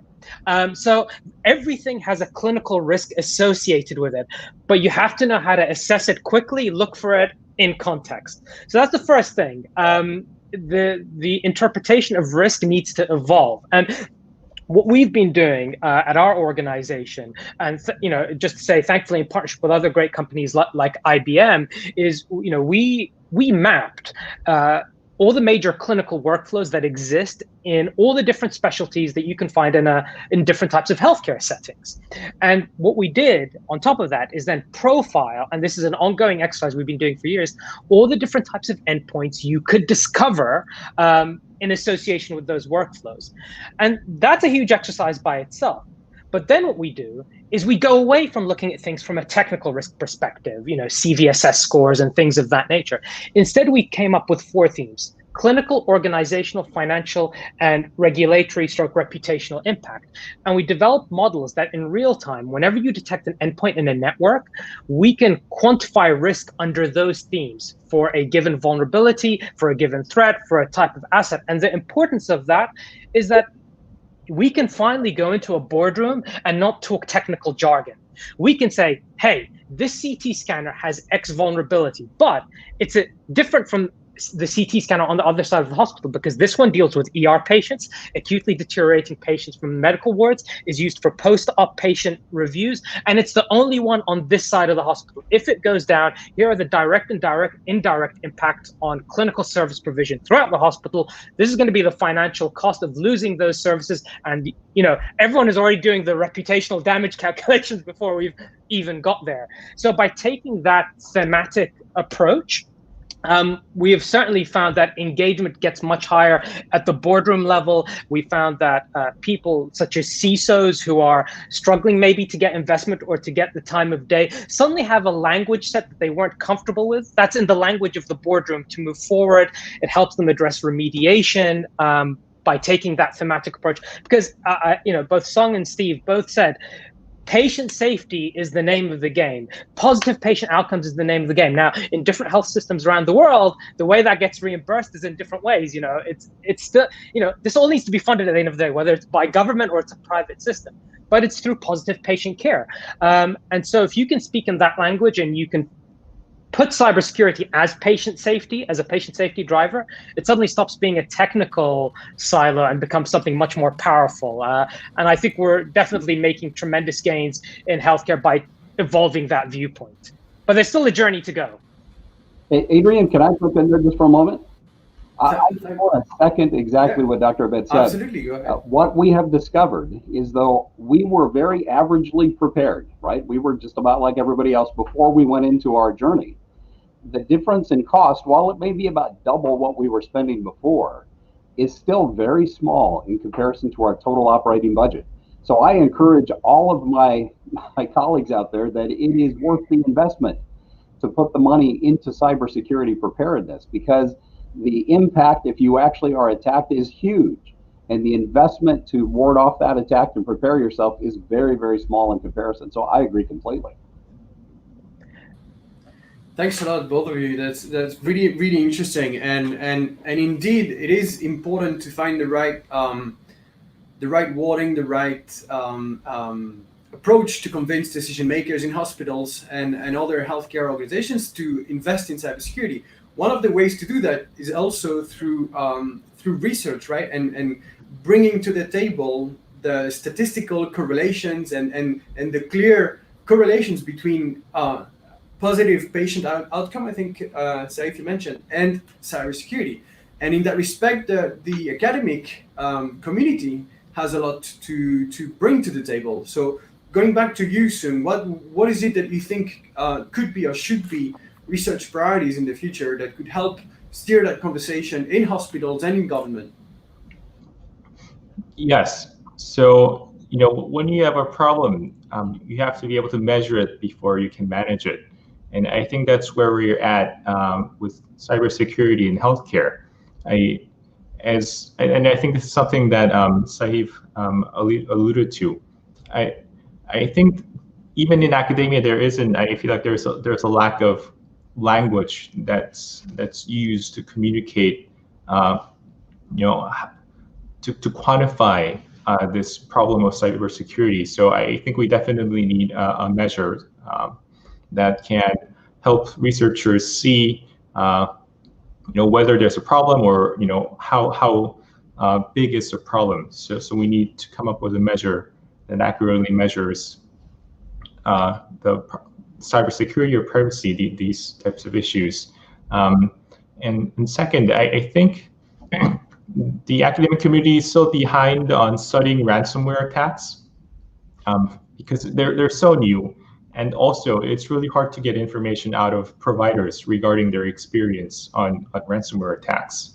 And I think it makes sense, even from a security standpoint, it wouldn't, make sense to expose to the world the methods, the measures that you have taken to make yourself more secure. So there's a bit of a lot of unknowns in the field. So I think we definitely need more data for researchers to be able to understand the problem better.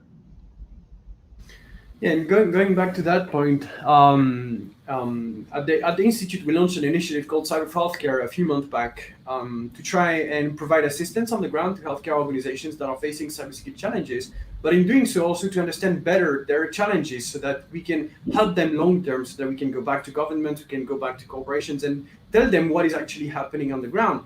And one of the reasons we're also doing that is simply because there's such a limitation in terms of data, to your point, Sung. And so I wanted to go back to you, Stephen.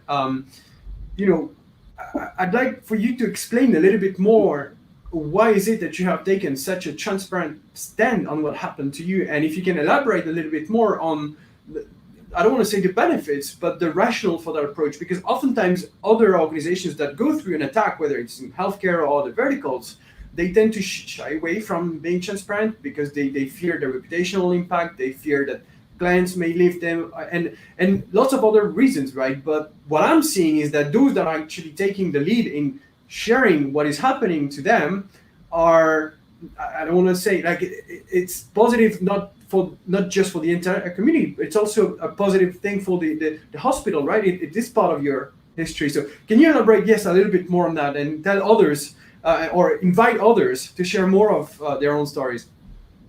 Well, I can tell you the reputational risk is real.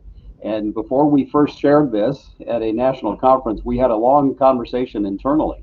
We had already been very, very transparent with our local community because we felt that our community deserved to know what had happened. And I will also say that we had a remarkably good outcome. And if we had not had that good of an outcome, maybe I would have been more reluctant to talk about it. But the fact is that we had extraordinary logging, so we know exactly what happened, and we were able to show what happened and everything that was entailed in that. So after we had decided to be transparent locally, and we were approached by a national organization, NHSAIC, and they said, would you come and tell the story? And we said, yes, because nobody does. And we thought, had we known more, because most of the information we got, frankly, was from the FBI and from our forensic IT company, because nobody ever talks because they're afraid of the reputational risk. What we have discovered is that at the beginning, indeed, people did not look at us well because we were attacked. And it didn't matter what the outcome was, we were attacked. But over time, our reputation has been helped because we have shown ourselves to be transparent. We have answered any question that anybody has. We have said, here's what we did well, here's what we did not do well, here are the lessons learned. And again, we're trying to make sure that people are better prepared. Again, we were averagely prepared. I would say most are averagely prepared. but they can be so much better prepared if they were just intentional about it and invested the resources that it requires to do the things that you need to do. So I hope that helps. Adrian, can I jump in quickly? Just a quick point. I want to echo, Steve, something you said about no one talks about it, and it makes it a real challenge for so many parts of the ecosystem to learn. I was doing a webinar literally, just last week, where there were 2 FBI special agents on the call, and there was myself, and it was targeting medical device startups. And that's a completely different ballgame of risk. Many new companies entering the space, either pre-COVID or because of COVID, but they can have fantastic technology that enhances how we deliver healthcare remotely in the post-COVID era and whatnot. But they have so much new risk associated with them that perhaps they haven't even considered concepts like clinical risk, the risk that comes from increasing interoperability, going outside of the 4 walls of the physical walls of a hospital. The surface area gets bigger and bigger for threat and exploitation. But you have the startups on the one hand that need to learn. You have big companies that are still on a cybersecurity maturity journey.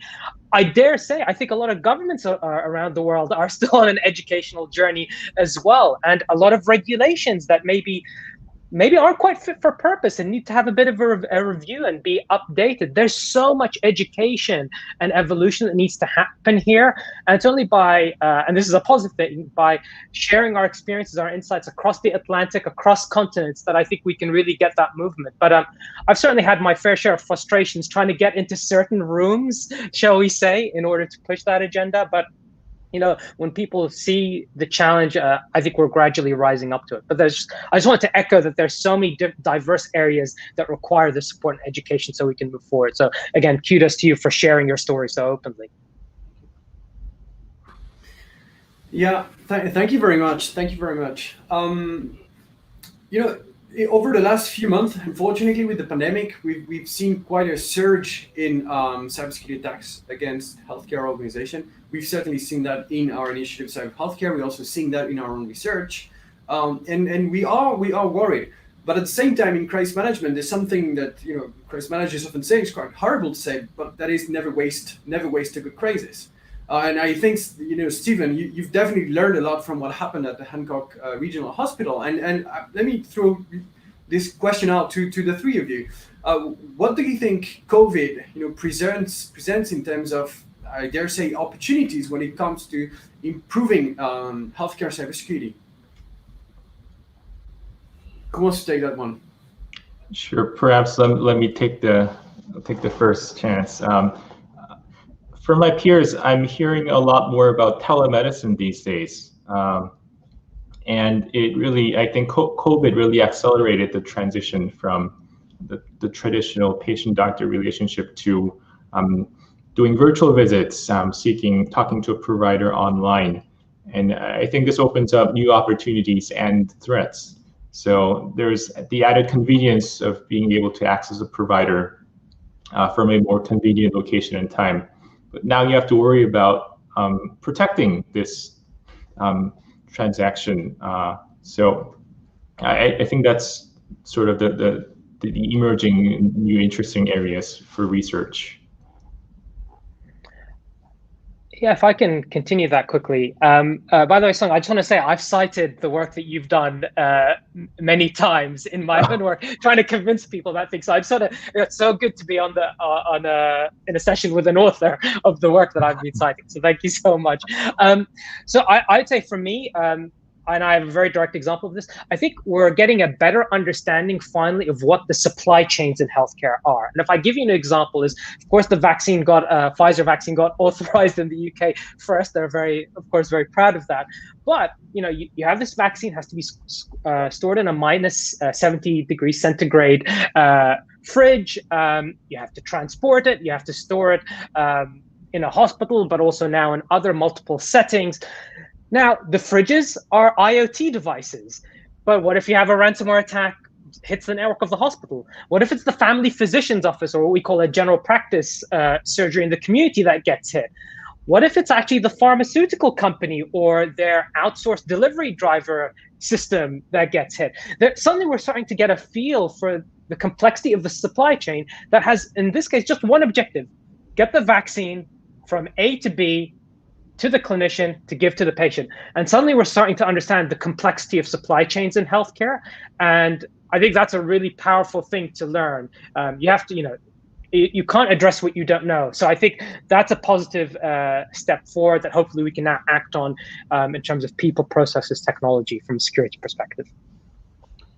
And let me just add to those two excellent responses that even though our particular attack 3 years ago was very intentional and it was a penetration of our network, most of these are still through phishing emails.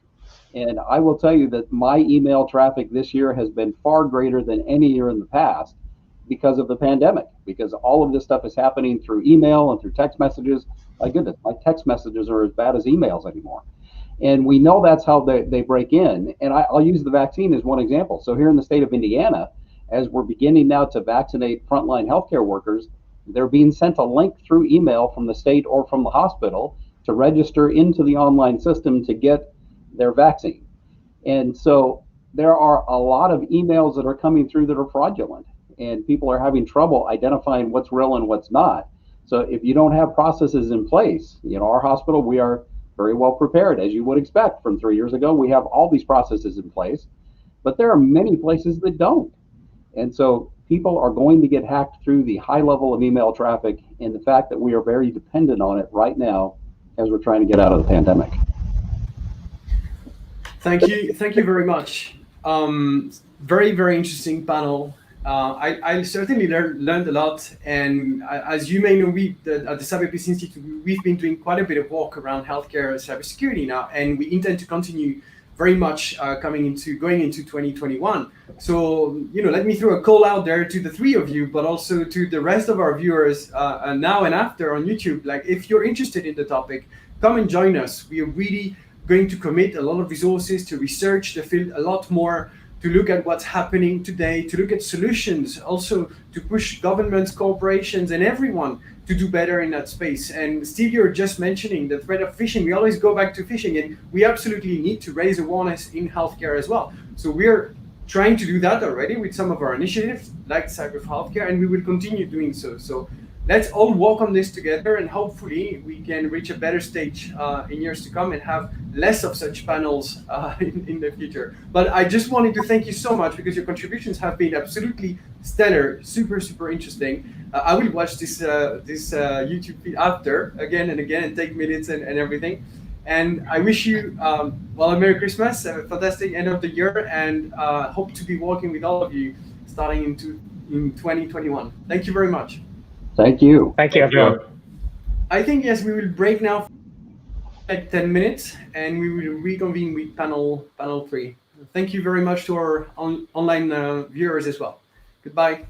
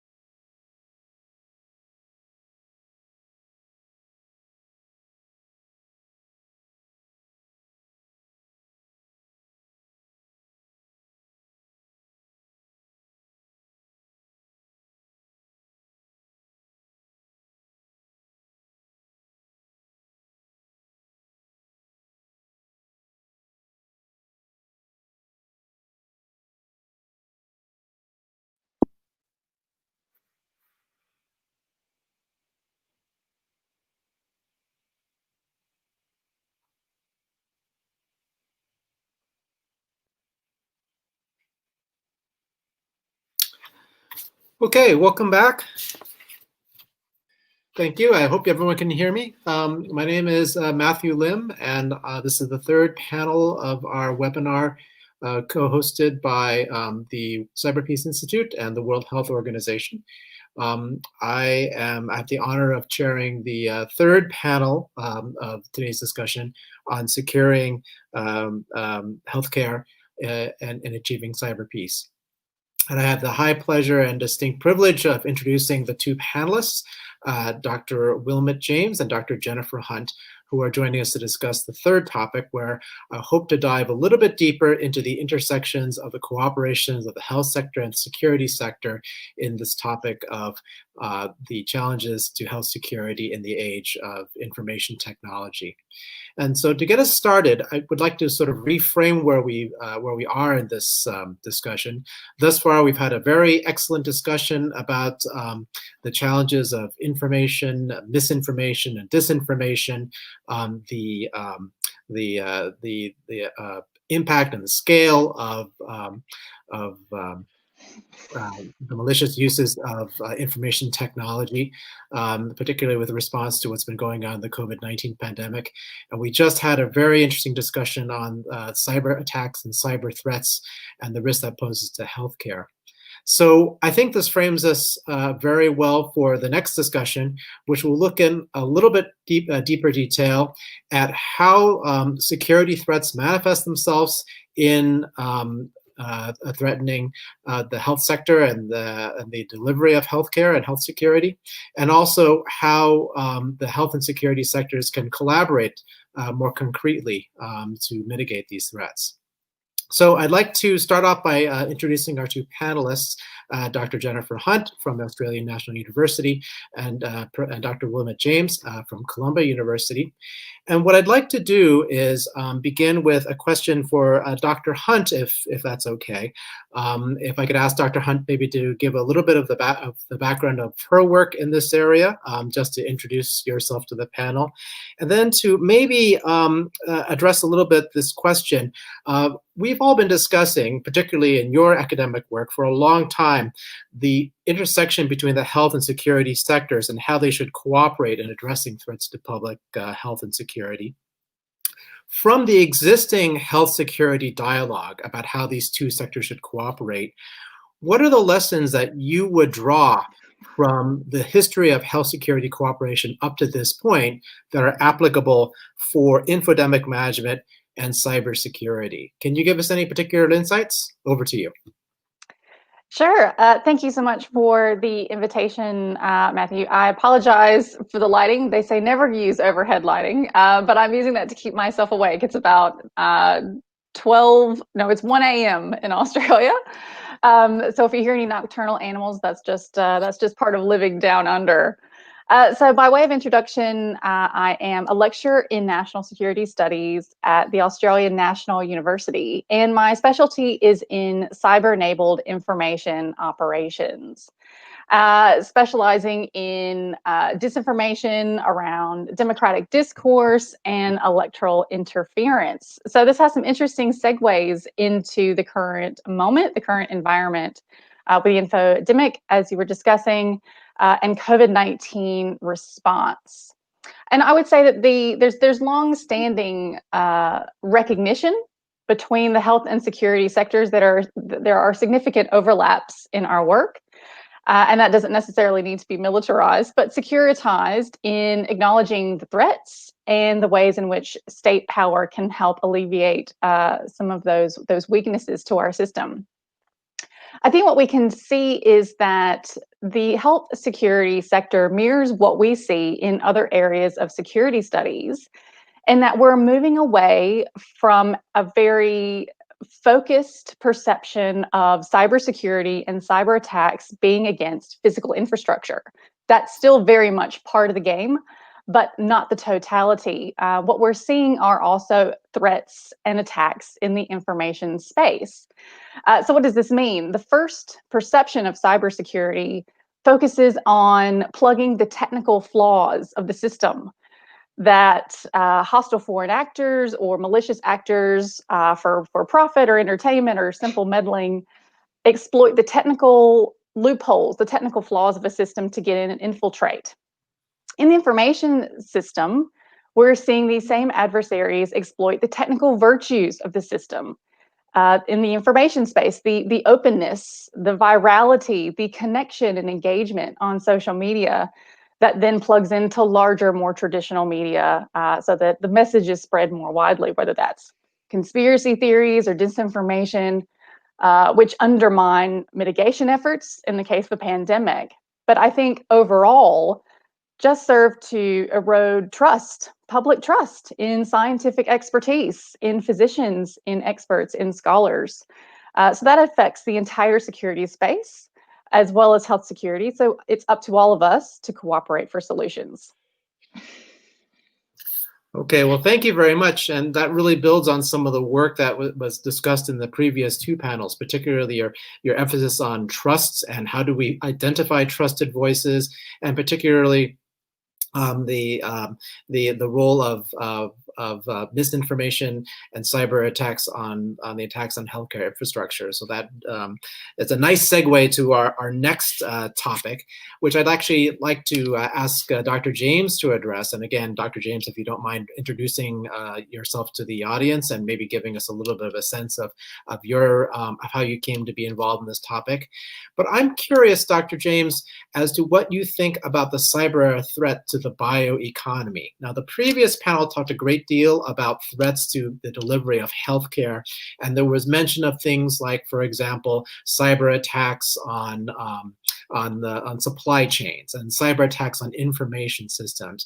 But what other dimensions of the bioeconomy are also threatened by cyber threats, and what are the major challenges and consequences and vulnerabilities in the emerging bioeconomy of the 21st century? Can you address that at all? I will certainly try. So I'm a former member of parliament from South Africa. I'm an academic by background, trained in the social sciences, and I'm a senior research scholar at Columbia University and interim chair of the Pandemic Research Center, and as well as an associate director of the vaccine education project that's based at Columbia's Medical School. So the question about cybersecurity and the bioeconomy essentially has to do with what's at risk within the bioeconomy, which of course deals with the production of renewable biological resources and the conversion into food, feed, bio-based technologies and products in the world of medicine, in the pharmaceutical world, in the health world, and as well as in bioenergy.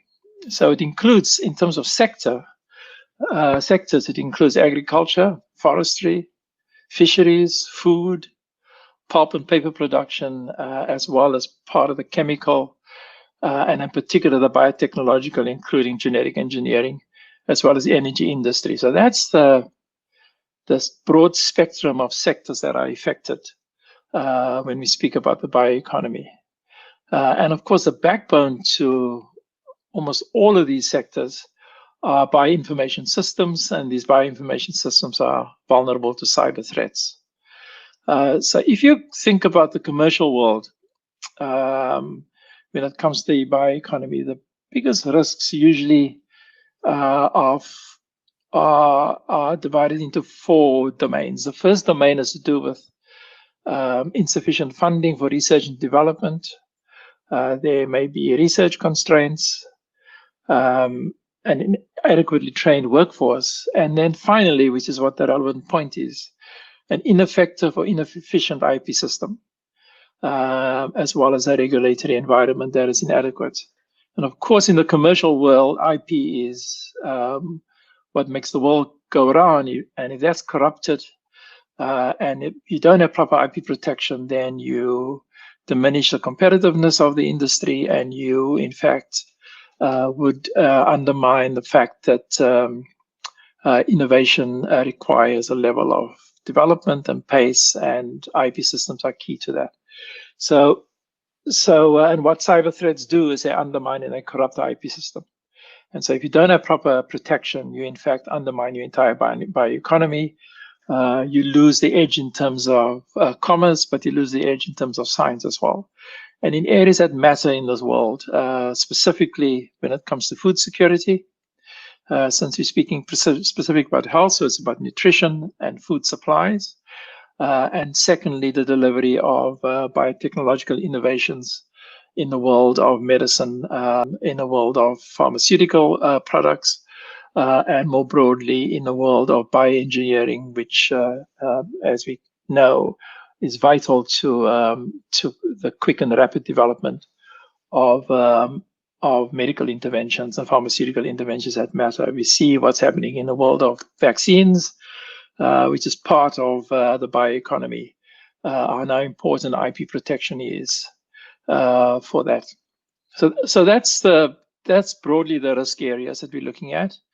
And we have to think about this whole issue from the point of view of the people trying to steal information, right? For them, it's a business.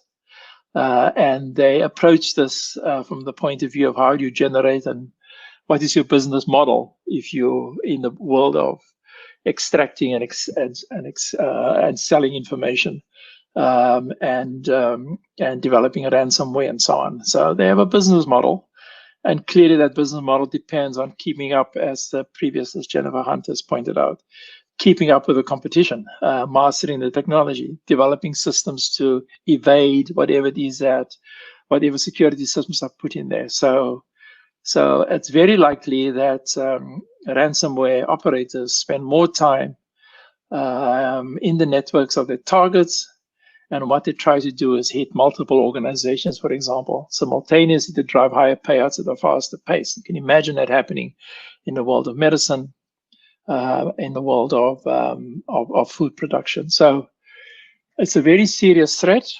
It affects the food sector, the energy sector, and the health security sector. And it is a very dynamic business.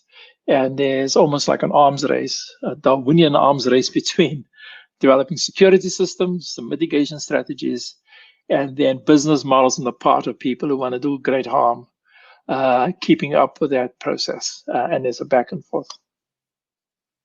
Okay, so well, thank you. Thank you for drawing those lines of connection for us, particularly between the healthcare sector, but also the scientific research community, agriculture, food security, and so forth. Because I think that really helps flesh out the dimensions of the phenomena of cybersecurity in all aspects as it affects human security and health security. So, Dr. Hunt, getting back to the issue about misinformation and disinformation that the first panel was addressing a little bit, you mentioned in your remarks just now the importance about trust. And the first panel sort of talked about the difficulties that we are experiencing in communicating with people, some of whom may be sort of walled off in their own little, I can't remember exactly how it was described in the first panel, but basically an information bubble where it seems to be a difficult problem to solve. What can either individual practitioners, whether or not they're clinical practitioners or public health professionals or public health systems, do in order to mitigate this issue of misinformation, disinformation? It seems to me that we were somewhat taken aback. When I say we, I mean the health sector. We were somewhat taken aback by the role of misinformation and disinformation in COVID-19. And a lot of public health practitioners responded by saying, well, if only we could just present the facts, then people would just understand that. And that doesn't seem to have been quite sufficient, but then I'm not an expert in this. So what have we learned in the past 9 months about what works and what doesn't work, and what can the average practitioner or the system as in general do to sort of break up this issue with misinformation and disinformation? Yes, I think that is the question moving forward. And I think one of the lessons that we're already learning is the extent of the problem. As you said, facts are no longer persuasive. This is what we've deemed the post-truth age, starting in 2016. Alternative facts, everyone has their own, and it's a competition where evidence is only a minor part. So I think the first is not to underestimate the problem or that it's limited to this particular issue of COVID-19 or public health in general. I think this is just a symptom of something far larger. And what we refer to it as, sort of in my space, are filter bubbles. So this was coined by Eli Pariser, who's the founder of Upworthy, who discussed how algorithms have slowly winnowed down what we see, for instance, on social media through no fault of our own, but what we engage in is then reinforced and brought even more central to our viewing, and other views are slowly filtered out. And so we have a very narrow view.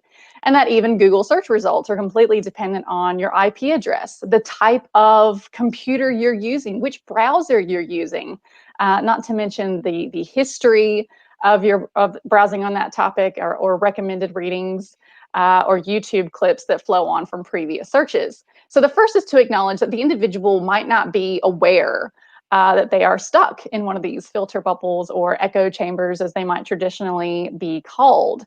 And the second is, and thus that means that there has to be more in terms of systematic change, in terms of regulation and recognition of this problem that's beyond the scope of mere mortals and individual practitioners to solve. So don't take the weight of the world on when we discuss this problem as individuals. The problem is quite large. The second thing that we have to remember is that the ground has been tread for the last few years now to erode trust in any data or facts that we might offer as experts. So for instance, we have evidence over the last 5 or 6 years of hostile foreign actors interfering in social media public debate about vaccines. This completely predates COVID-19, but it serves the same function, to weaken adversaries physically, internally, by sowing confusion over the facts about vaccination, eroding trust in expertise. And I think the third thing that we do have to do a little better is engage in the public before one of these emergencies happen.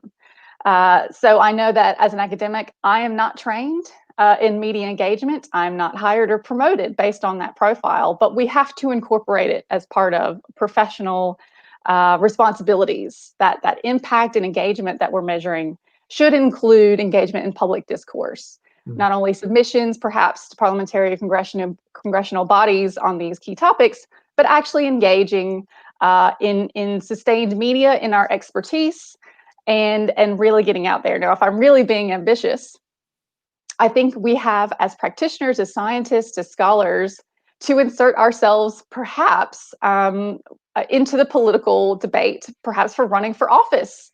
There are too few, scientists and scholars that are part of the decision-making body in which some of this happens, around regulation, around presentation of information in the highest bodies and legislative assemblies. There's even an organization in the United States that sort of trains scientists to run for office. It's called Action 3.14, right? PI.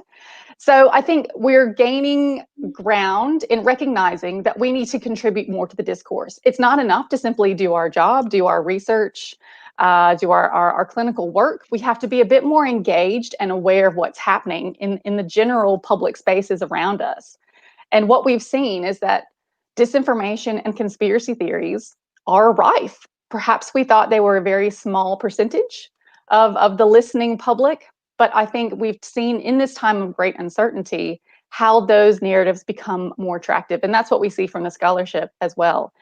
So it's no coincidence that conspiracy theories are typically linked to great events. You know, we're still talking about the conspiracy theories around the assassination of JFK or the moon landing. And COVID-19 definitely rises to that occasion of an event of great uncertainty in which people are looking for answers. And if they don't find them, or the algorithms are priming them to look in a certain direction, that void in information that they find could be filled by charlatans and conspiracy theories out for profit, entertainment, or for their own electoral runs. Okay, so that's a fascinating. So you've brought some really interesting points, including, and I'm intrigued by what I think I heard you say was whether or not there is almost an implied professional responsibility on the part of scientists, researchers, public health practitioners to engage in public discourse. And so I think I'd like to ask this of Dr. James next. Both because of Dr. James, both because of your interest in the bioeconomy, but also a little because of your background as a former parliamentarian yourself, about whether or not there are things that healthcare systems or scientific research institutions can do to regulate, to support the better regulation of the threat domain, whether or not there are things that they should be engaged in doing to sort of minimize the cyber threat. But I'd also like to see if you have any particular initial reactions to what Dr. Hunt just suggested. Is there almost an implied responsibility of the scientific and public health community to be engaged more on the political level? Because it's interesting. I myself have a medical background, and I think when I was trained, which was more years ago than I care to admit, there was almost a sense that, well, politics is a bit of a dirty business, and we really shouldn't be involved in that. Our business is really apolitical. Is there the need for a bit of a rethink about that, or a retuning of that? What's your opinion? Well, this is a question that operates at a variety of levels.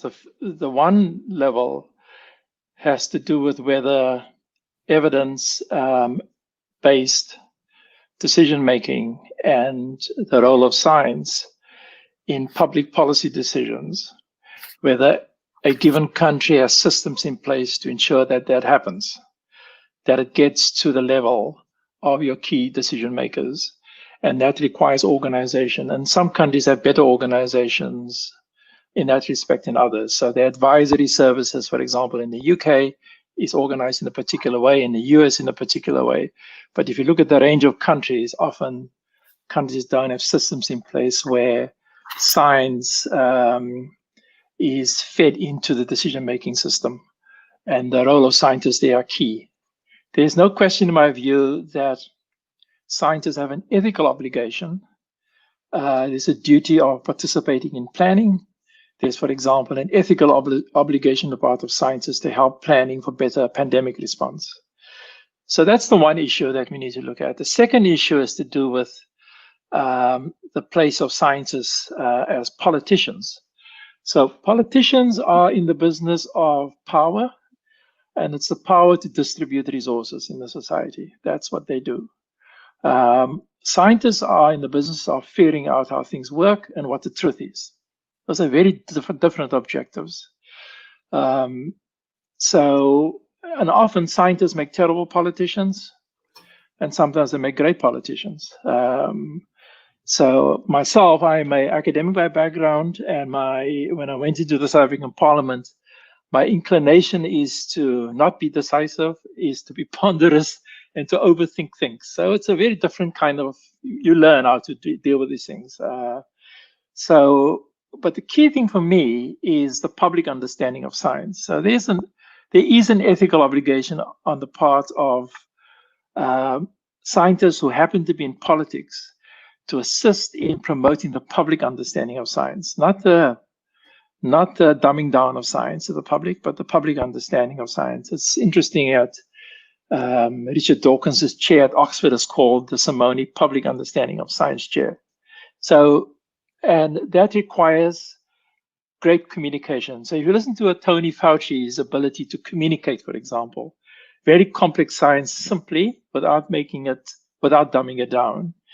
And he's never patronizing. He doesn't look down at people. And he takes the business of communicating science seriously. And that's what you require. And it helps a lot if you have politicians who have the ability to do that. Okay, thank you. So I'm going to now ask a question of both of you, if I may, which is going beyond what can be done on the national level, and let's look at the international level. So this is a question that I'd be interested in both your responses to.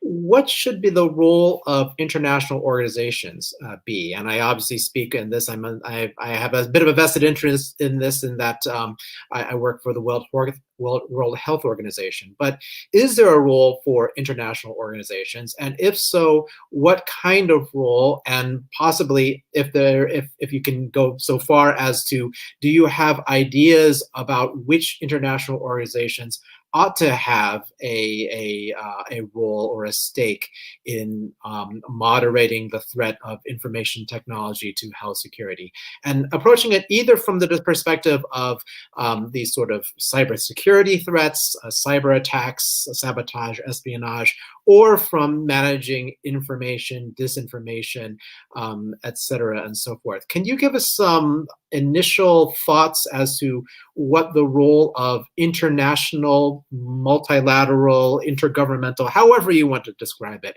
what those roles might be, how they could play a productive role in this space? And I'll leave it to either of you to start responding. Sure, I'll go first. So I would say there's interesting parallels with NATO's efforts in cybersecurity and cyber cooperation for its membership, specifically with the release of the Talon Manual 2.0 in 2017, which comes out of Estonia, given they were one of the world's first victims and targets of cyber attacks by a hostile foreign power. They've had some innovative thinking about collective security against electoral interference, for instance, and that's married very closely with sovereignty in the information space against disinformation that's intentionally inserted from a hostile foreign actor.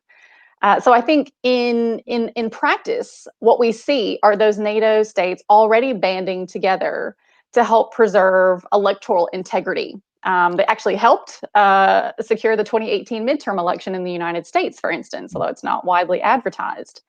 But it's a recognition that these state-based problems can be better tackled through cooperation and engagement that involves information and threat sharing, pooling of resources to tackle these threats, and a recognition that they do have a right to collective self-defense against some of these threats, which really strike at the heart of what it means to be a democracy. If you're talking about interrupting the information space in terms of democratic discourse and polluting that information space through which people presumably make decisions. So being a more expansive view, as we've seen in parallel, from security and cybersecurity, again, going beyond those attacks to information systems to attacks in the information ecosystem. Dr. James? So I wanted to respond to your question by looking at two related risks when it comes to COVID-19. And I'm going to be very practical about it. The one is to do with the lack of security in contact tracing applications, especially those that are mandated in authoritarian societies.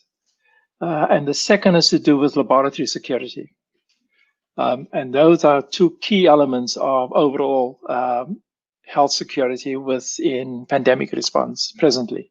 So if we just go back and think about what the risks are during the COVID-19 pandemic as a whole, there's an increase in online, as you know, home delivery systems for parcel and shipping, and that includes medical products and pharmaceutical products. There's a risk there.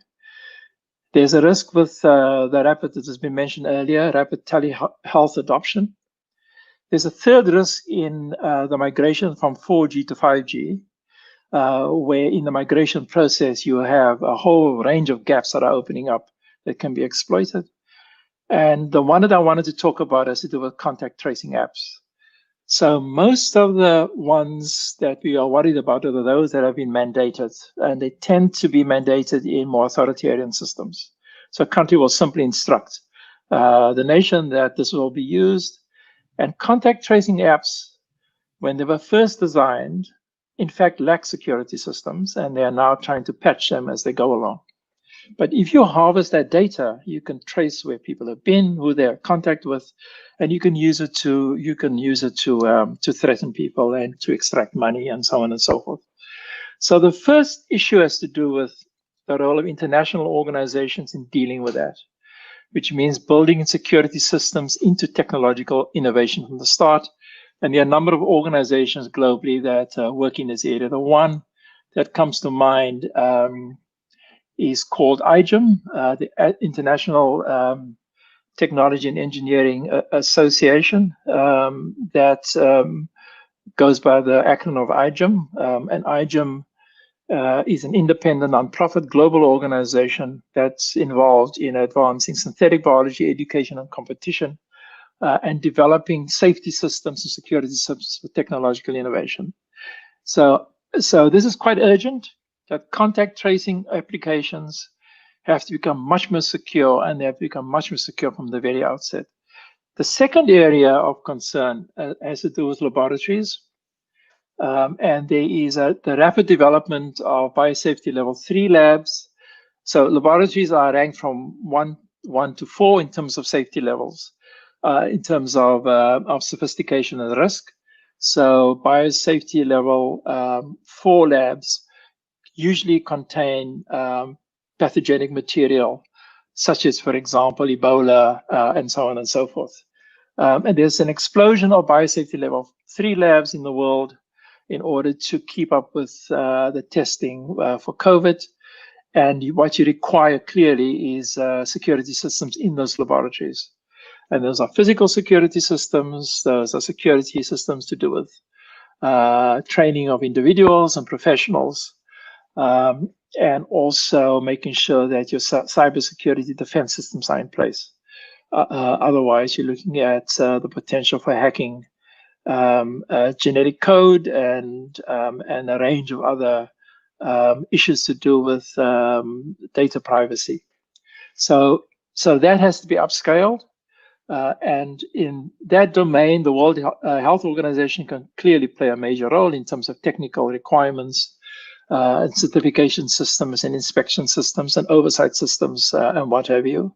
But there are other organizations more in the commercial world, like the World Economic Forum, when it comes to laboratories that operate in the commercial sector. And you work for the WHO, it's the global technical agency that assists member states to upscale their systems, and clearly there's a very direct role there.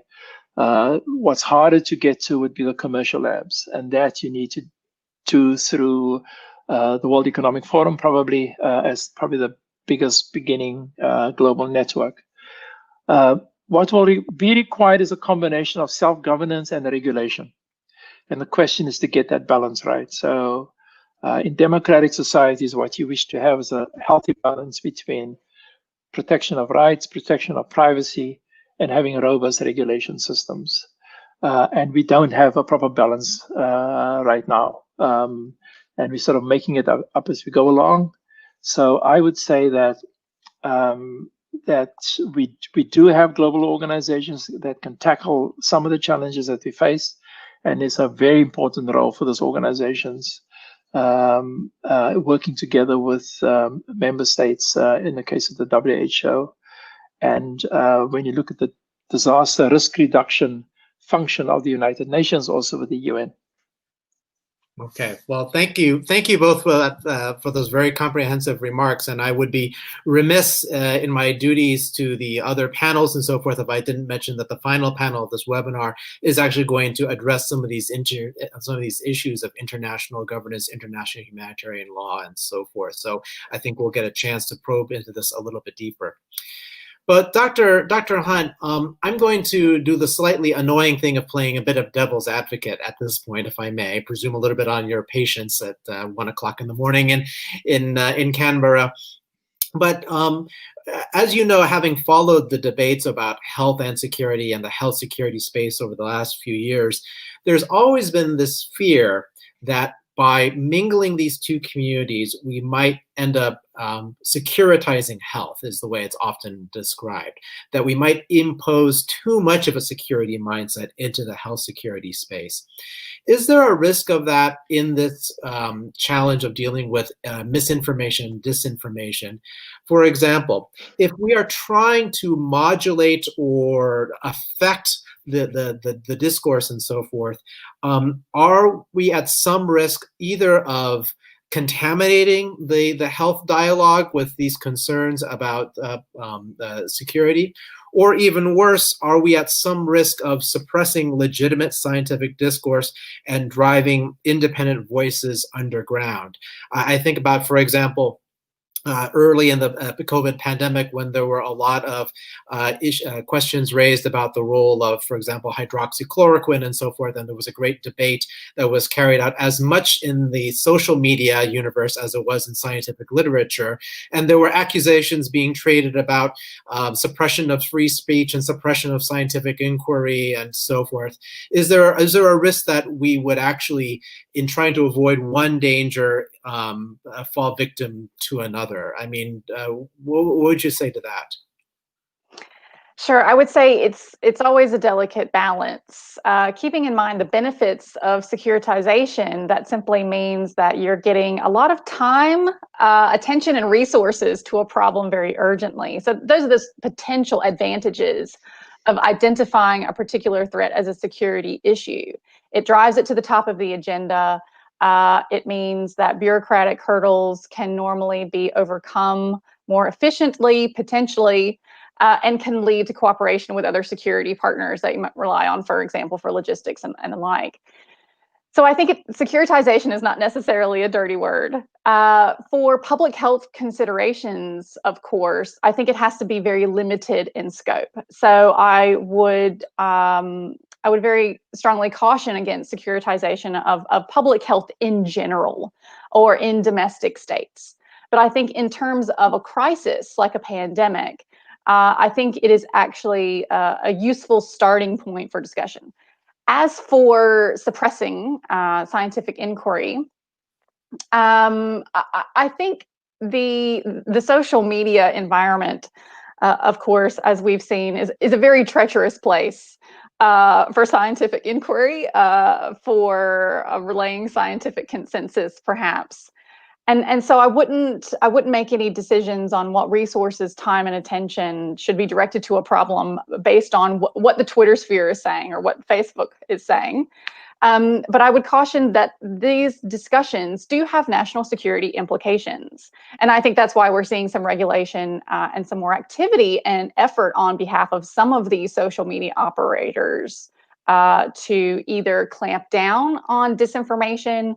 I'm thinking of the Plandemic quote documentary that was released, which basically tried to say that this was all part of a secret plan, a secret cabal for power, profit, and fame, and that there's actually no pandemic. It's all a hoax. So I would say those efforts in those particular instances in a crisis, there has to be some compromise with free speech when public health, when public safety, when national security all collide in a very specific and time-sensitive manner. But I wouldn't continue that state of affairs into the future, and instead encourage more reliable and robust funding to fight these issues without securitizing them.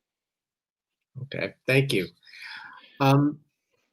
Dr. James, I have somewhat the same question for you. I'd be interested if you had any reactions to this whole question about whether or not there's some risk of overreacting, of over controlling the freedom of speech and scientific discourse.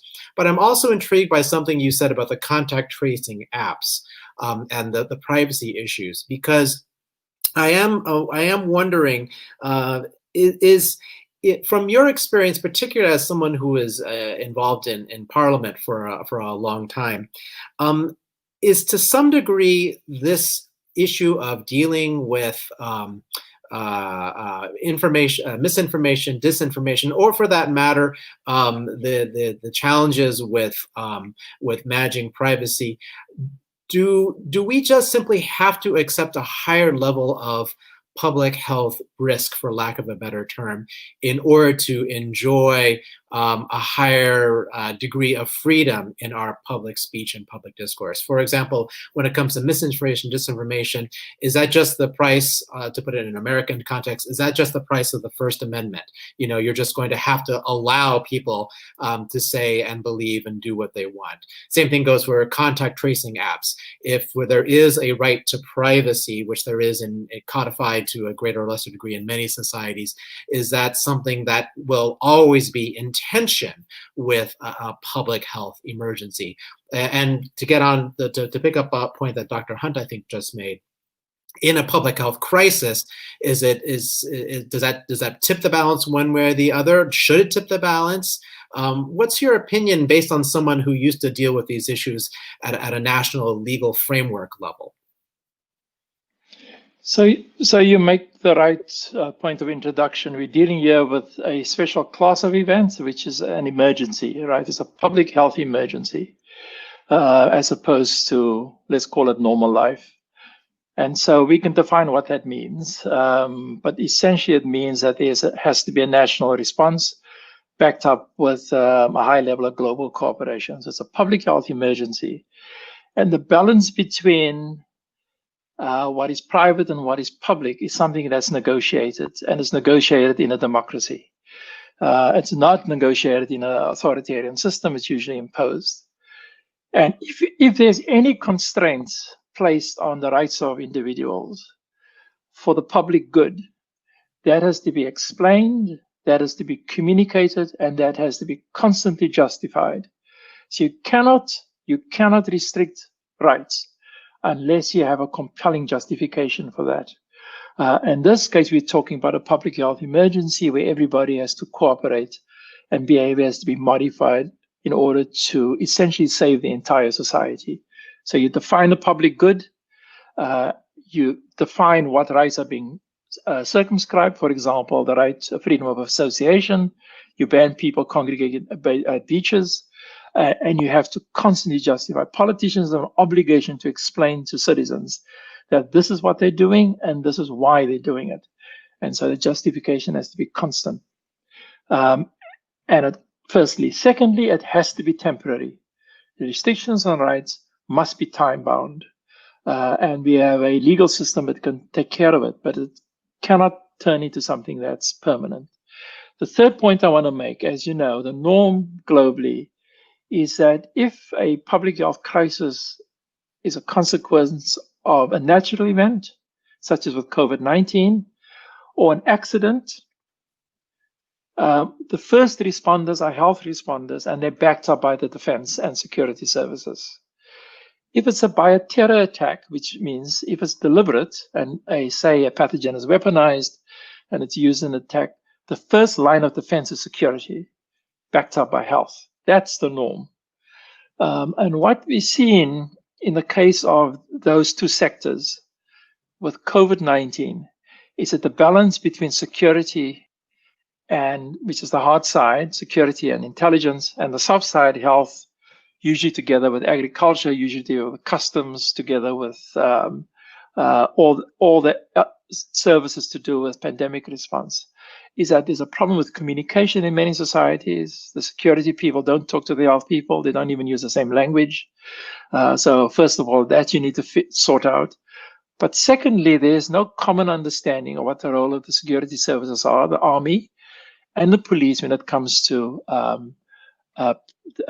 compliance with the requirements of a pandemic. So the military would overstep its mark, police would overstep its mark, public trust will be eroded, and in the next cycle of pandemic response is a problem.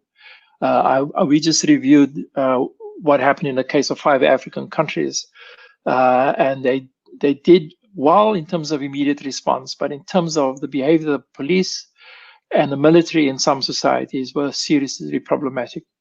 So those would be my responses. I think that that in democratic open societies, you're going to have this risk when it comes to the free flow of information, which is what we were talking about with misinformation and disinformation.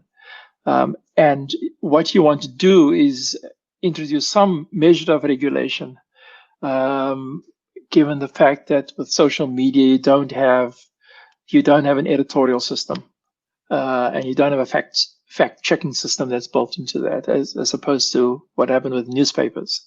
So that kind of regulation, I think, is a very tricky thing, and people are trying their best to deal with it. But from a broader point of view of the relationship between health and security and the relationship during a pandemic, I think in democracies, there has to be a healthy balance between those two things. It has to be temporary. The police and military need to know what their role is. They have to be trained on what it is they must do and what they mustn't do. And to the extent that one restricts rights, then that has to be justified constantly.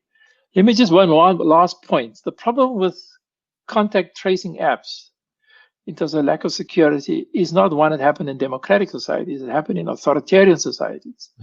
So because they would mandate very easily. So the regime type is not necessarily the point of contrast. There are other elements as well involved. Okay, well, thank you very much. Sadly, this is the end of the time we've got, but I want to thank both of you very much for contributing to this panel. I think we've set up the final panel very well for a really, really engaging discussion on the role of law and governance in this issue of cyber threats in health security. And I'm going to turn it back over to Stefan for moderating the final panel. Thank you very much.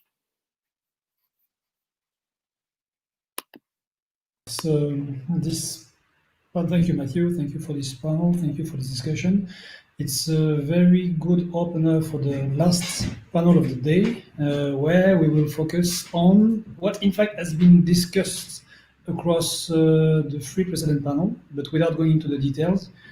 Okay, we understand the threats, the multiplicity of the threats, but what does it say when it comes to the ecosystem of norms and laws that should allow us to have some systemic answers to these threats and to plan the future. So it's my pleasure to welcome experts in these fields that will share with us insight in this complex part of the story, which is the legal one.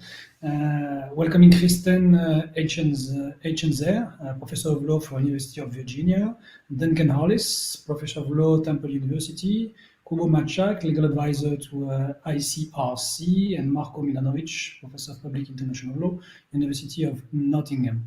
I know how this is with this kind of event in the midst of the day. I'm not sure that you could all follow the panel before, so allow me just to debrief a bit with you, so we are on the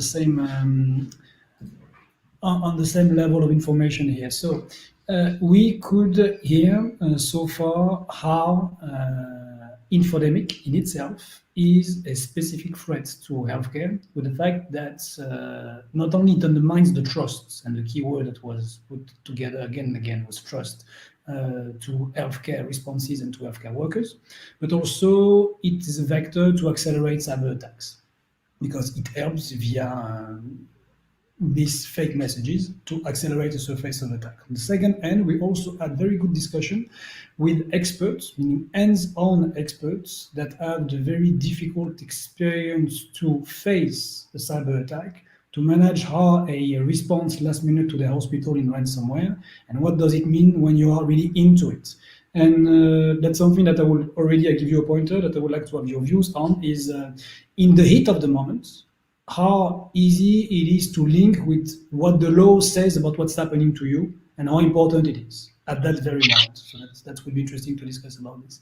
And we also heard from experts looking into, okay, what's next? I mean, when hospitals are impacted, when vaccine centers are impacted, what is happening to society, to communities 1 month, 6 months, 2 years down the line, because of what is put in place? And also, what is the regulation that comes in place that can put an extra burden, in fact, on the victim, and that can also change their security posture. So this was also discussed, and we went deeper into the mechanic and the technical disinformation space, looking also into what kind of actors have interest to impact the trust of the system.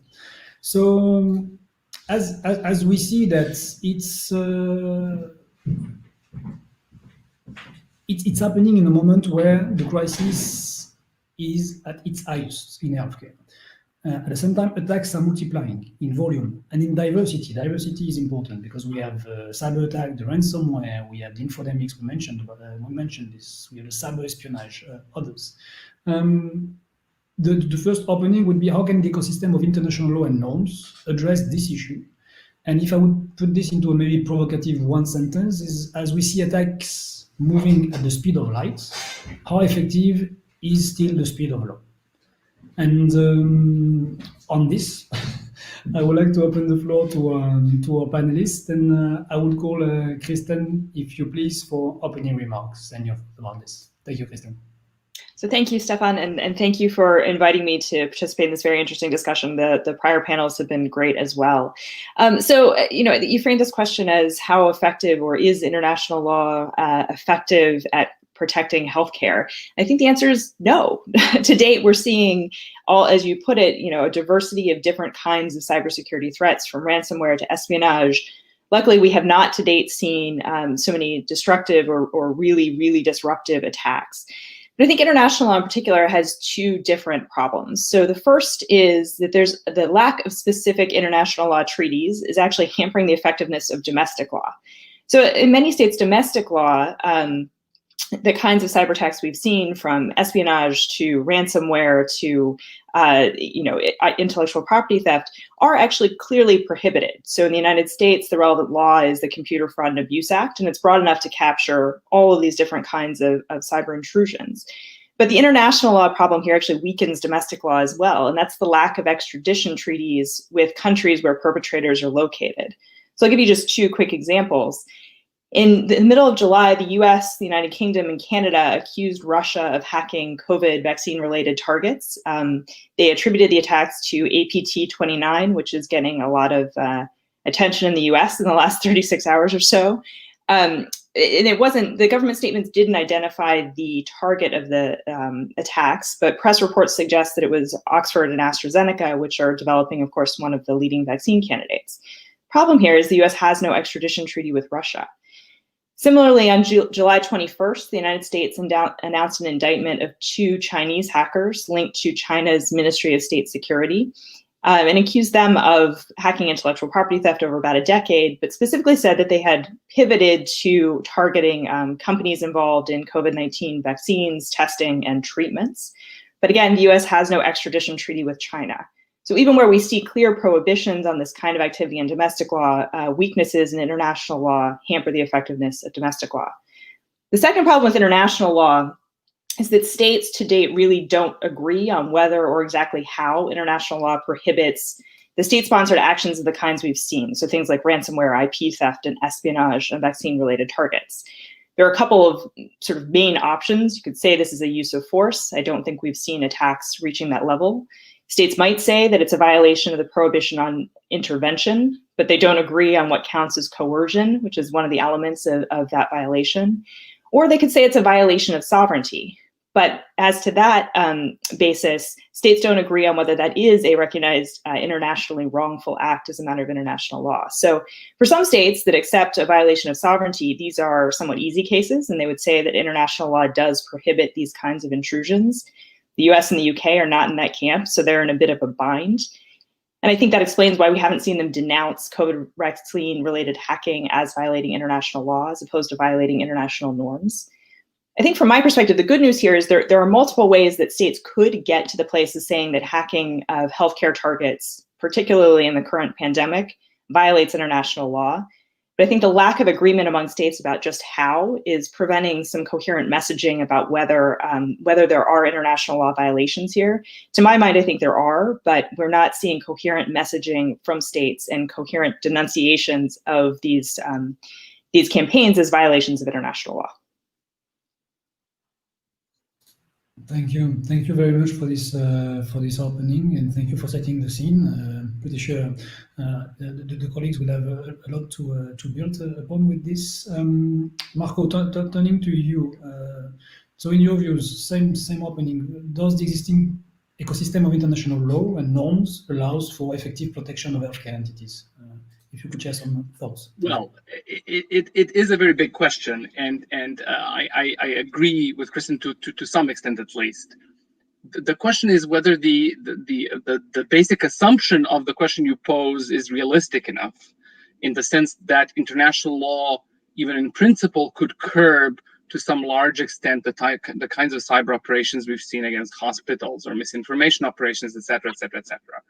I mean, to what extent international law will be effective in making a contribution in that regard will depend largely, or to the largest degree, on the nature of the global political order. And it is the global political order, the fact that you have confrontation rather than unity among various powerful states, and the fact that they see each other's adversaries as cyber, even in the healthcare context, as a tool in advancing that type of adversary relationship. But that is the primary driver of the effectiveness or not of international law in curbing these types of events. Now, I think we need to be clear as to sort of what international law, as to what the root causes of the effectiveness or ineffectiveness of international law really are. One issue, which is the issue that Kristen has been really mainly talking about, is whether international law is clear enough in prohibiting certain types of behavior. A related but separate question is whether, even if international law was clear enough, whether it was actually being complied with. So one is question of clarity and coherence and fit for purpose. The other is the question of compliance. And these are separate issues, like in domestic law. So the law can be written perfectly, be the best, most balanced legal framework that you can imagine, but still not be complied with in practice. So that's really the two separate dimensions that we need to think about, and what the causes of these two separate dimensions are. Frankly, my own sense is that lack of clarity in the legal framework is less of a problem than Kristen sort of made it out. Yes, there are disagreements on the scope of sovereignty or the scope of non-intervention, and even on the scope of human rights law that we will talk about maybe a bit later on. But the real problem is not that the law is unclear and that states don't know what they can or cannot do. The real problem is that states are willing to disregard the law in order to achieve some other goals, or that they want ambiguities in the law to persist because in these ambiguities they see an advantage for them because they do the same sort of thing. So the reason, for example, why the United States or the UK want a degree of fuzziness in rules such as sovereignty and non-intervention is because they engage in many of the same types of cyber operations that Russia and China engage in. Maybe not for malicious purposes, but they still engage in the same type of cyber operations against other states, and they don't want to have rules that equally prohibit them from doing the same thing. So again, we really need to separate out the questions of whether the law is a good framework of law, whether it's fit for purpose, from the question of compliance. And my own sense is that the question of compliance is the bigger problem. It's an institutional problem, it's a comprehensive kind of problem, than the question of whether really is the law clear enough. Thank you, Marco, for this opening. Also, I guess Kubo, coming to you, could you build upon this? In fact, in this notion of clarity of the law and effectiveness of implementation, and I guess most importantly from your angle, talking about IHL in this specific framework. Sure. Yeah, thank you, Stefan, and thank you for having me.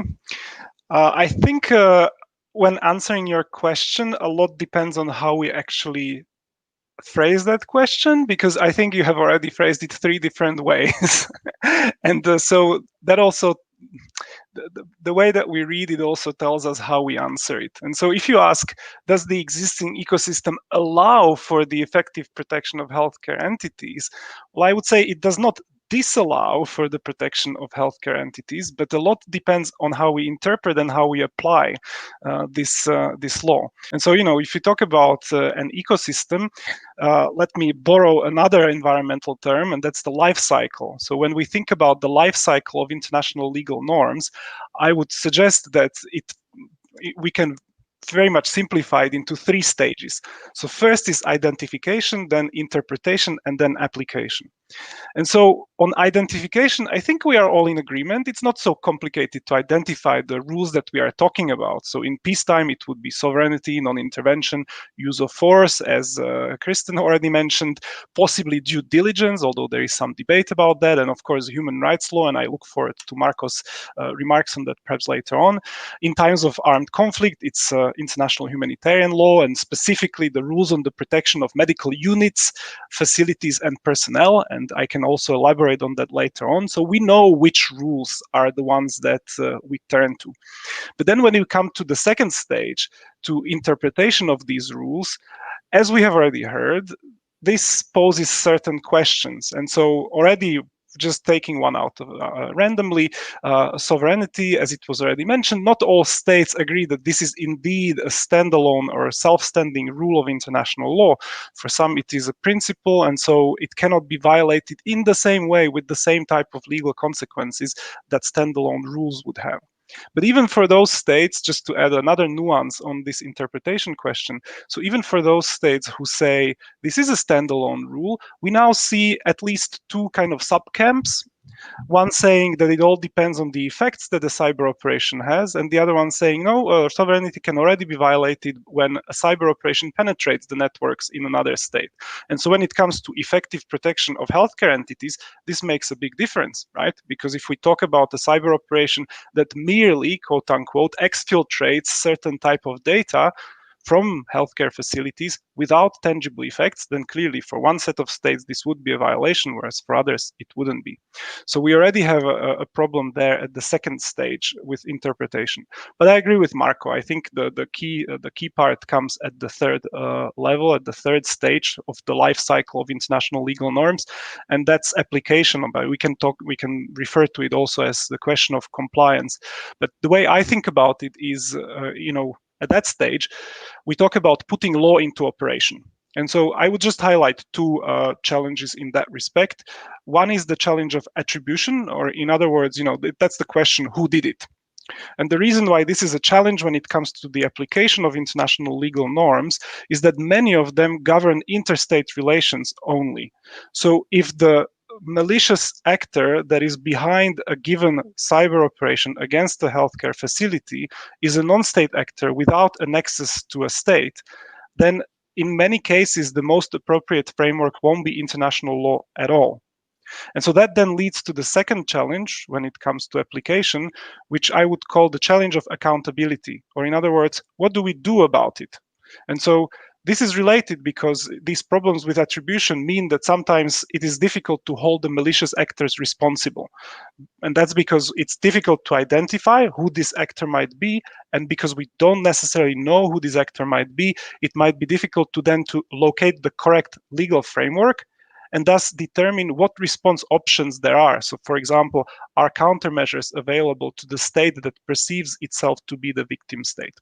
So to put it all together, what to do? I think it's important what we are already doing here today. So working together to clarify the law.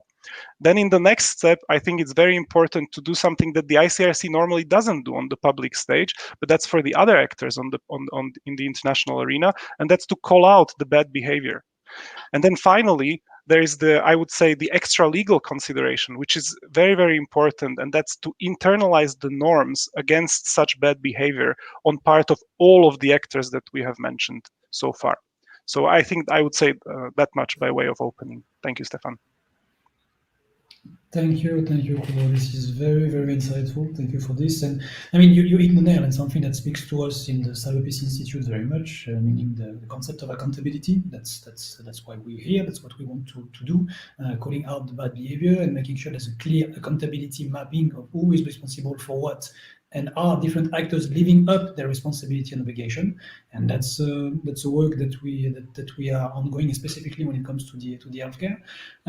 I know, Duncan, that you participated to the Oxford statement. We put an S. There were a lot of statements, in fact, and would be interesting from the point of view of the follow-up. So, how did you see what was the follow-up of this statement when it comes to this international lawyer coming together, explaining what is the reality of the normative, legal, and ecosystem out there, and what has been done since? How has this been used operationally to curb the difficulty we were talking about just before in terms of understanding of is the law applicable or not, and most importantly, are the actors, living up to the expectation of application of the law? Thanks, Stefan, and let me add my voice to thanks for the invitation to the CPI and the WHO for this discussion. I think if I can kind of preface my remarks about the Oxford statement to those that preceded me, I think it's interesting that what you heard here was this broader discussion of how international law deals with cyber threats, and I think that goes back to Kristen's point that what we don't have in the healthcare sector, with the exception of international humanitarian laws, we don't really have specific international law rules that protect hospitals, healthcare systems, vaccine research, vaccine supply chains, right? And when we're talking about international law, I should be clear, we're talking about state actors, and those that states control in some way. We do have international law rules. The Budapest Convention on Cybercrime, 65 states have agreed to harmonize how they outlaw certain behavior that would encompass things like ransomware if done by criminals. But once we bring a state involved, for example, the Budapest Convention doesn't deal with state level behavior. And so we're kind of left then kind of relying on these kind of pre-existing international law principles, rules, and standards, and trying to extend them to this activity we're seeing as we get kind of that accountability that you mentioned and Kubo mentioned. When we have attribution to a state or a proxy we think is being controlled by a state, then the question becomes, well, what are the international law rules that apply? And in here, I might disagree. I might side with Kristen a little more than you, Marco. I think there's been a pretty big, what I call existential debate, that there are certain states that have taken the position that there are certain international legal regimes that are off the table. So I know the ICRC disagrees, but there are some states that have continued to question whether international humanitarian law as an entire body of law, whether it is applicable to cyber operations or not. I personally believe that it is applicable, and I think the majority of international lawyers do so as well. But I think we miss a big issue if we ignore the fact that how the geopolitical dialogue is occurring here is that there are some nation states that are kind of refusing to concede kind of entire pre-existing bodies of law can be applied or extended to this space. And I think that's a problem, because a debate about it applies, no, it doesn't, is a very different debate than one about interpretation, like Kristen mentioned, like what is coercion? Ransomware seems pretty coercive, although under international law, coercion has traditionally been coercion of the state. So the fact that you're trying to coerce a hospital to pay you may not trigger the prohibition on intervention in international law.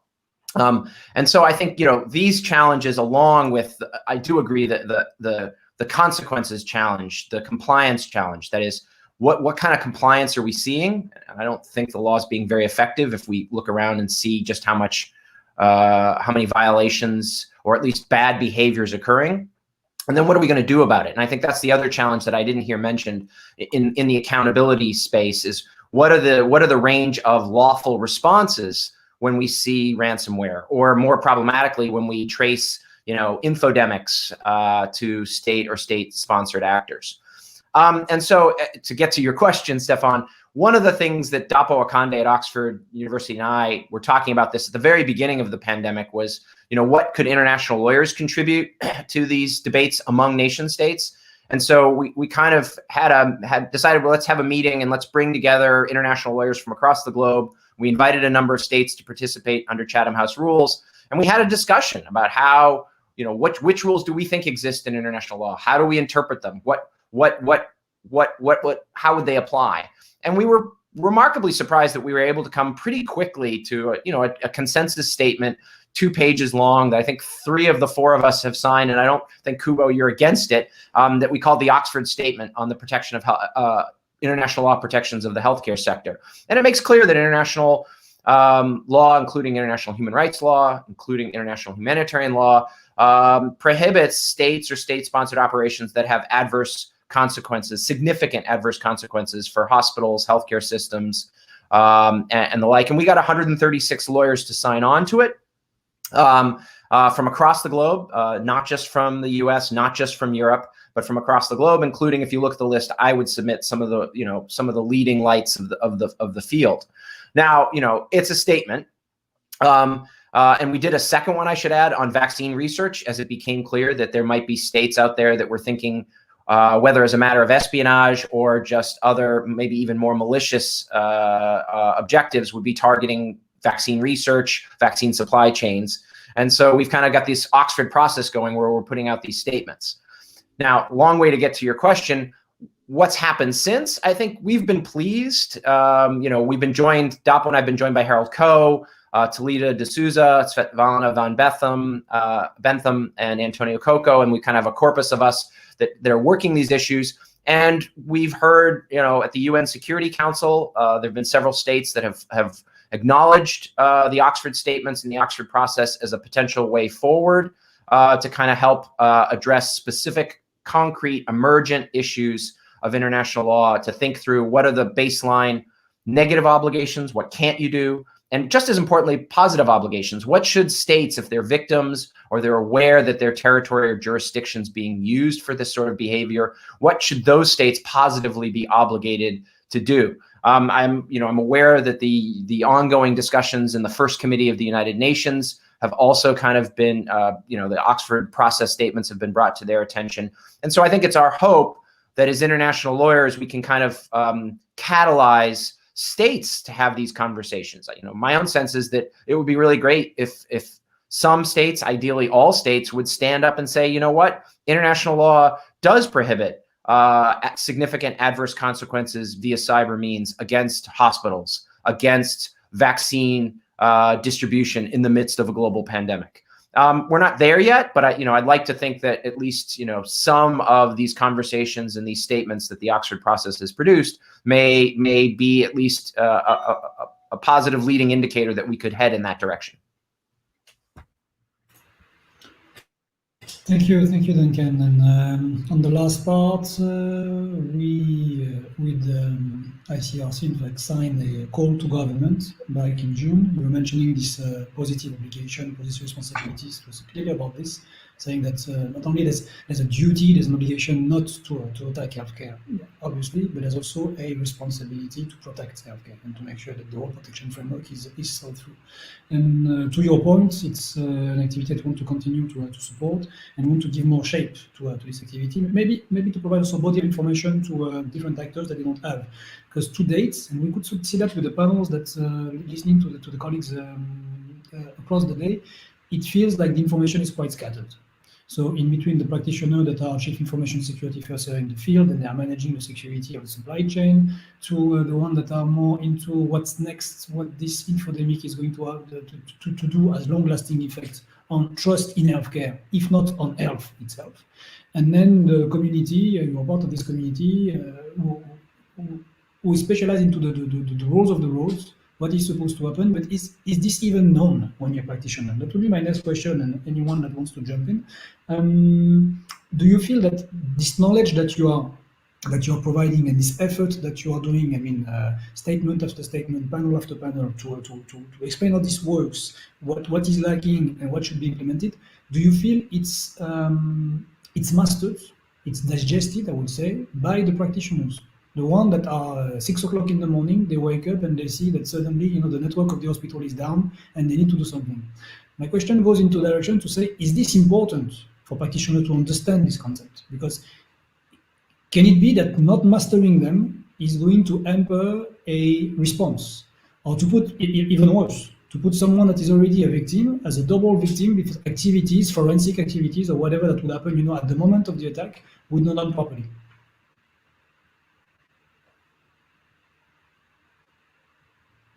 Someone wants to try that one?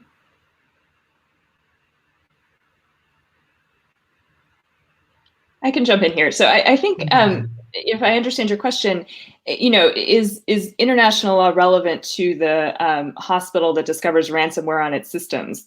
I mean, I'm an international lawyer, so I would say yes, of course. Is that the top of mind issue for some, for an IT administrator who's discovering ransomware? No, obviously not. But the role that I do think it can play from the perspective of practitioners is, as Duncan was just saying, the way to develop international law is to get states actually taking positions and articulating publicly their views of international law, both as to their own obligations and as to the obligations of other states to refrain from doing things, both pieces of it. So to the extent that you could have practitioners, as you put it, a broad category, kind of pushing their own governments to do more, say more, and provide some clarity, I think that's one possible mechanism for there to be sort of relevance vertically throughout a state for international law. So if I can add to that, I think one of to kind of continue our list of challenges that international law faces, and my panelists may disagree, I think international law is a bit easier when it prohibits, when it has negative obligations. It's easier to tell states what they can't do. It's also not too hard to tell states what's permitted. That's what they may do. But to actually impose duties, affirmative, positive obligations on states is where international law, it does this, but it often has trouble, right? And I think that's one of the things that we see in this healthcare context, is that where states and where international law, I think, can do the most good is in the positive obligations, in that when a healthcare sector experiences a ransomware attack, or there's some widespread misinformation or disinformation, that's the point at which the state in whose territory or jurisdiction the activity is occurring, even if they're not the one that's responsible, what we want to see is international law imposing some duty for them to take feasible measures to help mitigate the harm, to help the victim hospital, to help stop the misinformation, disinformation, or to prevent it entirely. And that, I think, one, we're seeing some debates in international law about, this kind of due diligence obligation, as it's called. But that's where I do think you could see a tie-in to those who are working in a healthcare system or the like, is to develop those expectations and then to learn what those, positive obligations, assistance, cooperation, information sharing that states might lend when their nationals or those within their territory or jurisdiction fall victim to these sorts of cyber threats. Can I jump in here? I really completely agree with both what Kristen and Duncan have said on this point. Positive obligations are key, but on the negative side, I think we focus too much often on these extraterritorial operations, on, say, Russia doing something bad in the United States, when we should really be thinking primarily, or at least in the first instance, about the conduct of a state versus its own people. So if you look at the infodemic or misinformation, disinformation issues, the biggest generators of misinformation on COVID, but also on other issues, have not been foreign influence campaigns, but people with a high degree of prominence who are often state officials. So if you look at the biggest source of COVID-related misinformation in the United States, it's not Vladimir Putin, it's Donald Trump. If you look at the biggest source of health-related misinformation in Brazil, it's President Bolsonaro. It's not some outside actor. So the first duty that states actually have is not to spread misinformation against their own people. And in the COVID context, that is an especially important and onerous duty. But again, I completely agree with Duncan. The positive obligations question is of huge importance. Just like a month or two ago, a hacker group, a non-state group, hacked a Finnish company that operates psychotherapy outfits in Finland, and managed to extract the data of thousands of patients containing the most sensitive information about their private lives. Okay, so this is not the state actor that did it. This is a hacker criminal group that did it. As a human rights lawyer, the first question that actually comes to my mind is, did the Finnish state do everything it needed to do to protect its population from this type of purely private criminal activity that affects their right to privacy, their right to healthcare, and so on and so forth. The Finnish government said, we really think the private company that operated the clinics should have had better security. Well, again, I would ask, maybe even litigate a case against them before the Finnish and European courts. Why didn't you make sure that the private company actually did that? Why didn't you mandate sufficient levels of encryption and security and so on and so forth? So if you're asking about, in terms of what type of practitioner needs to know about international law, it's not simply state actors, so people who work for the state. It's also, the lawyer working for, in a small town who may want to litigate a case against the state for failing to protect their client from a cyber attack. Can I jump Thank you. Please, I was just going to jump in to Marco, to your earlier point. I think this again goes to the very good distinction you drew between sort of lack of clarity in the law and then the prospects for actually enforcing it. And on the due diligence side, which you're just talking about in terms of a litigation risk for a state, I think we're seeing the same problem play out at both levels there. As Duncan was explaining, the lack of clarity about due diligence at the international law level means that it's a hard norm to enforce, whether it's a matter of international law or domestically. And some of these questions are implicating not just lack of clarity in international law, but really deep divisions of opinion domestically. Obviously speaking from the US perspective, there's a long-running debate about, who's responsible for what in the United States. Is it a government function? Is it a public function? Is it the private sector that's supposed to be responsible for securing their own infrastructure? How much regulation should there be? These are implicating debates. We're framing them as a matter of international law, but they are very active debates as a matter of many states' domestic law as well. And so lack of clarity at both the domestic and the international level hampers our ability to enforce, or states' ability to enforce these norms and duties, either internationally or domestically. Thank you. It's a very interesting point. And I tend to think that this level of knowledge, this compilation of information when it comes to what are the obligations of states, due diligence made, yes or no, what is the positive obligation, and what does it entail, and the kind of documentation and analysis of each and every violation of norms and law in the context of healthcare. I'm not sure that this work has been done, to be honest, when it comes to empowering practitioners, and I know it's quite a wide concept, also because the supply chain is quite complicated in healthcare. It's not something that is really now at the disposal of the one that would transform this information into action. That's more the way I would think the practitioners.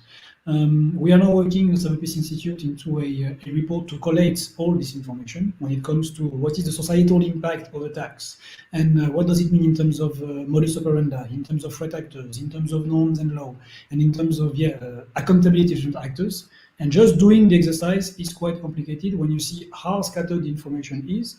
And at the end of the day, if you still want to make sure that practitioner understand it.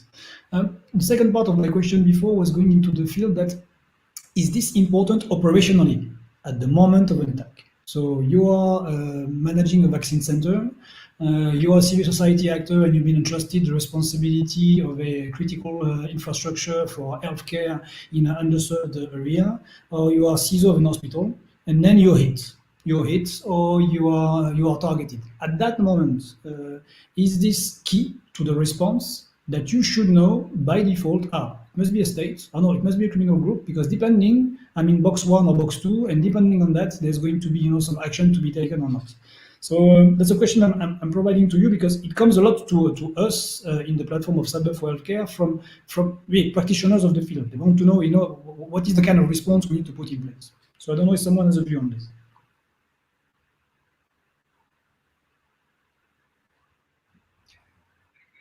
I can start us off. I mean, I think, Stefan, you've hit on what is one of the long-standing problems because of the attribution problem, right? The fact that from a victim's perspective, when you discover there's an adversary in your systems and you don't even know, you're trying to figure out how long they've been there, what do they have, what have they done?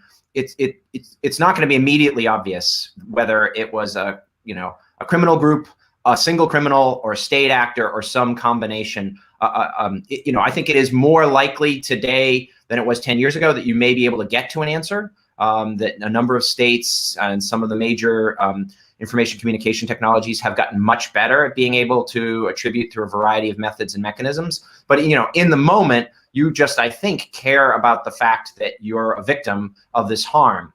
And I think what you hit on is one of the challenges, is that the existing international legal framework from the very outset divides and says, well, it's all based on the perpetrator's identity. Like, we don't know what rules are applicable until we know, is this a criminal act subject to criminal law, including international criminal law enforcement tools like extradition treaties and sharing information through mutual legal assistance treaties, or if this was a state or an actor that a state controlled, then all the sorts of things we've been discussing so far get brought in. But from a victim's perspective, it's going to be very difficult to know the day of, or even in the next few days, who's responsible. Sometimes that'll happen. I think, we're seeing in the United States here a lot of news stories about FireEye being hit and several US government agencies being hit. And there seems to be pretty quick attribution based on the sophistication and other patterns to say it was a state actor. But I think that's more the exception than the rule. And so the challenge, I think, for international law is to ask, is this existing framework, as you started us off, is it effective? Is it sufficient? Or do we need to come up with some more tailor-made, international legal regime for not just the healthcare sector, but for cybersecurity threats? And that's triggered, that leads us into what's a longstanding and growing debate between the people that say we should just let practice evolve over time with greater specificity, we'll get there, and then others that are saying, maybe we should have some sort of treaty negotiation or some sort of, tailor-made regime. Those discussions are ongoing, and I'll be honest, right now, I don't think they have much prospects of a resolution one way or another. Thank you, Duncan, for jumping in. Anyone else?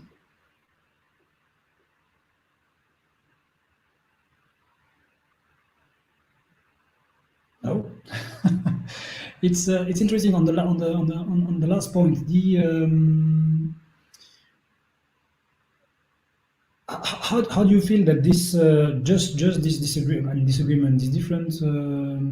different position are impacting the response, the scale of the response? I mean, today, you see, in the midst of the pandemic, we had one of the worst number of cases per day against the healthcare whilst we were in the middle of the pandemic. So on one end, you have the reality of the field. People are trying to save life, and at the same moment, they need to defend themselves like never before.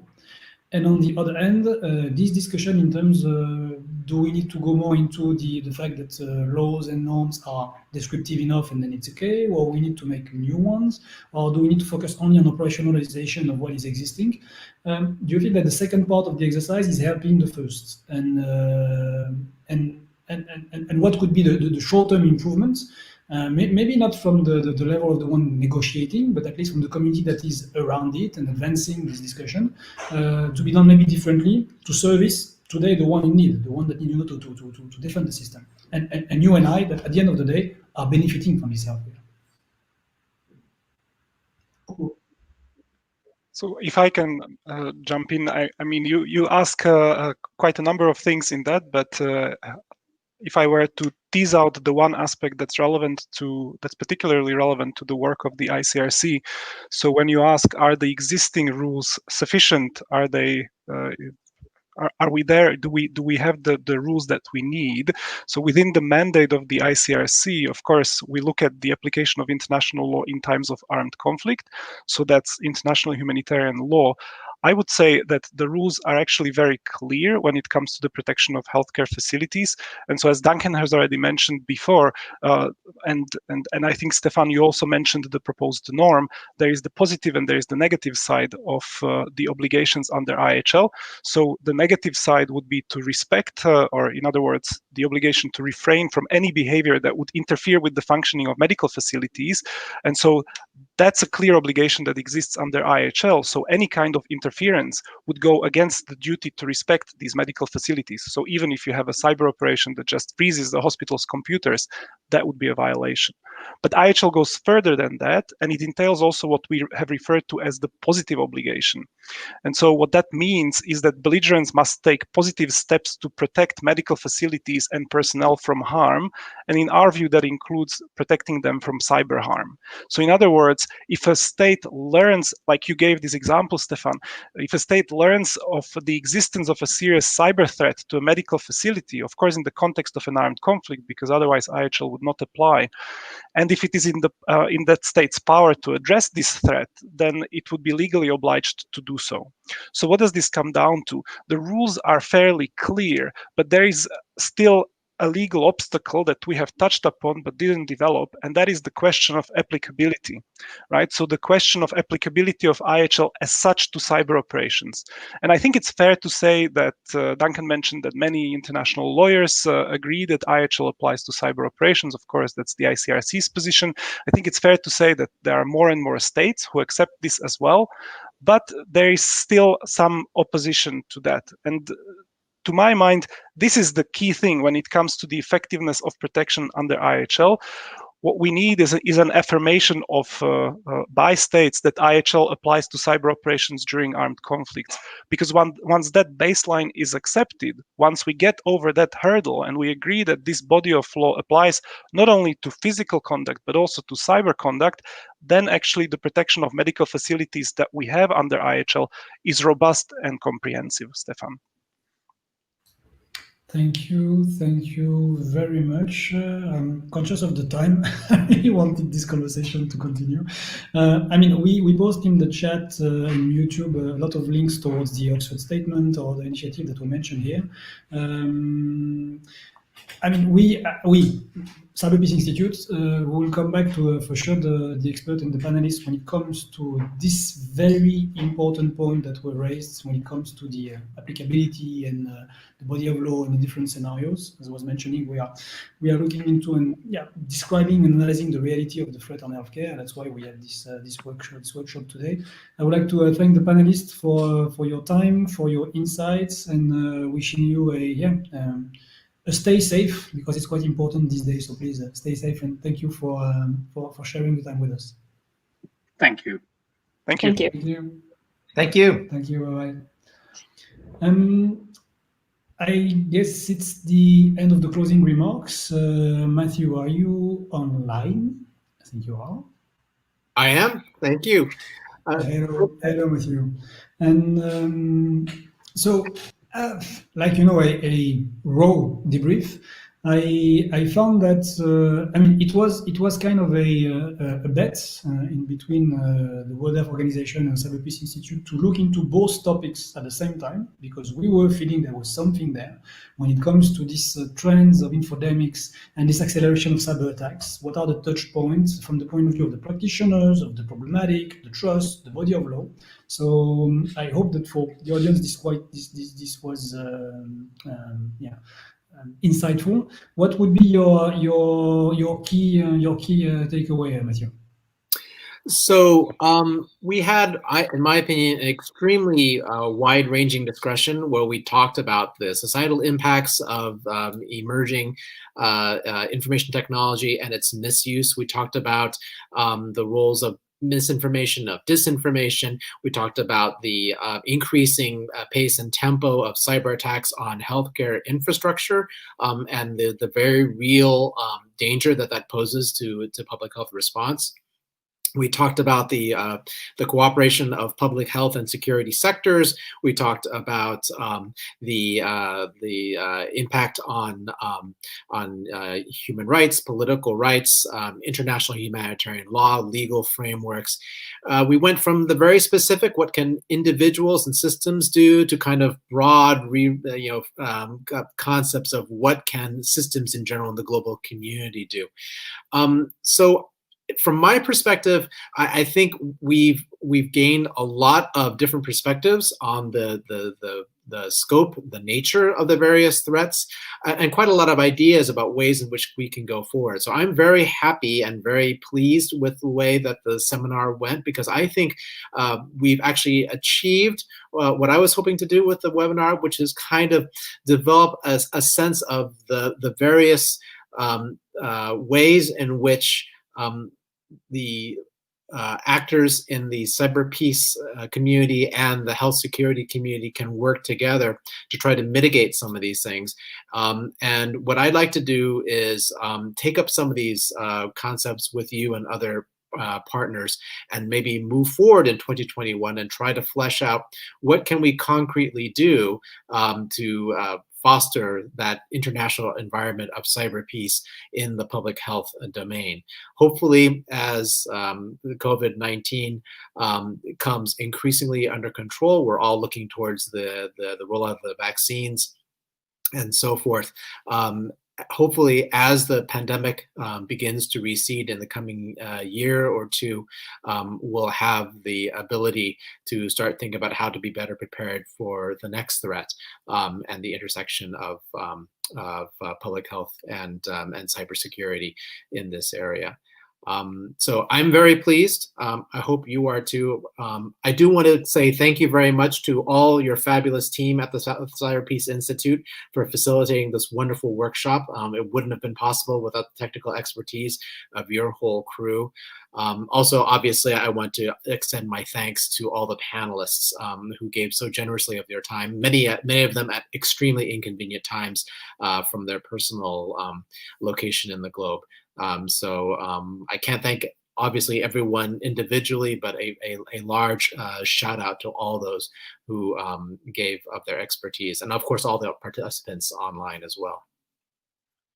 No, thank you, Matthew. And to close and building on your remark, it's I found quite amazing that the need was there to address these topics hands in hand, because it's important to understand these converging threats that are at the end of the day impacting the same community. We are talking about the healthcare provider, a lot of different flavor of it. We're also talking about anyone that is in need of care, in need of health. I will take on board some specific points when it comes to still, and we got this from experts from the research point of view, still a lack of information sharing, to just understand what is happening in this context. And that's something that we really want to address in the CyberPeace Institute, because we do not believe that there's going to be any systemic response or any practical implementation of anything if we don't at least build collectively a body of knowledge to the reality of the threat on healthcare.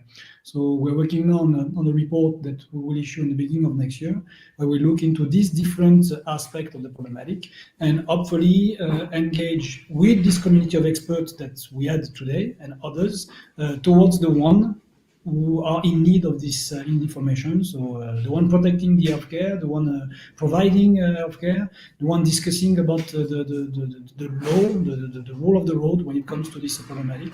And that would be a pleasure to do this in cooperation. So thank you, Matthew. Thank you very much. And thanks for everyone for this organization, and be safe. Thank you very much. Thank you. Bye-bye. Thank you.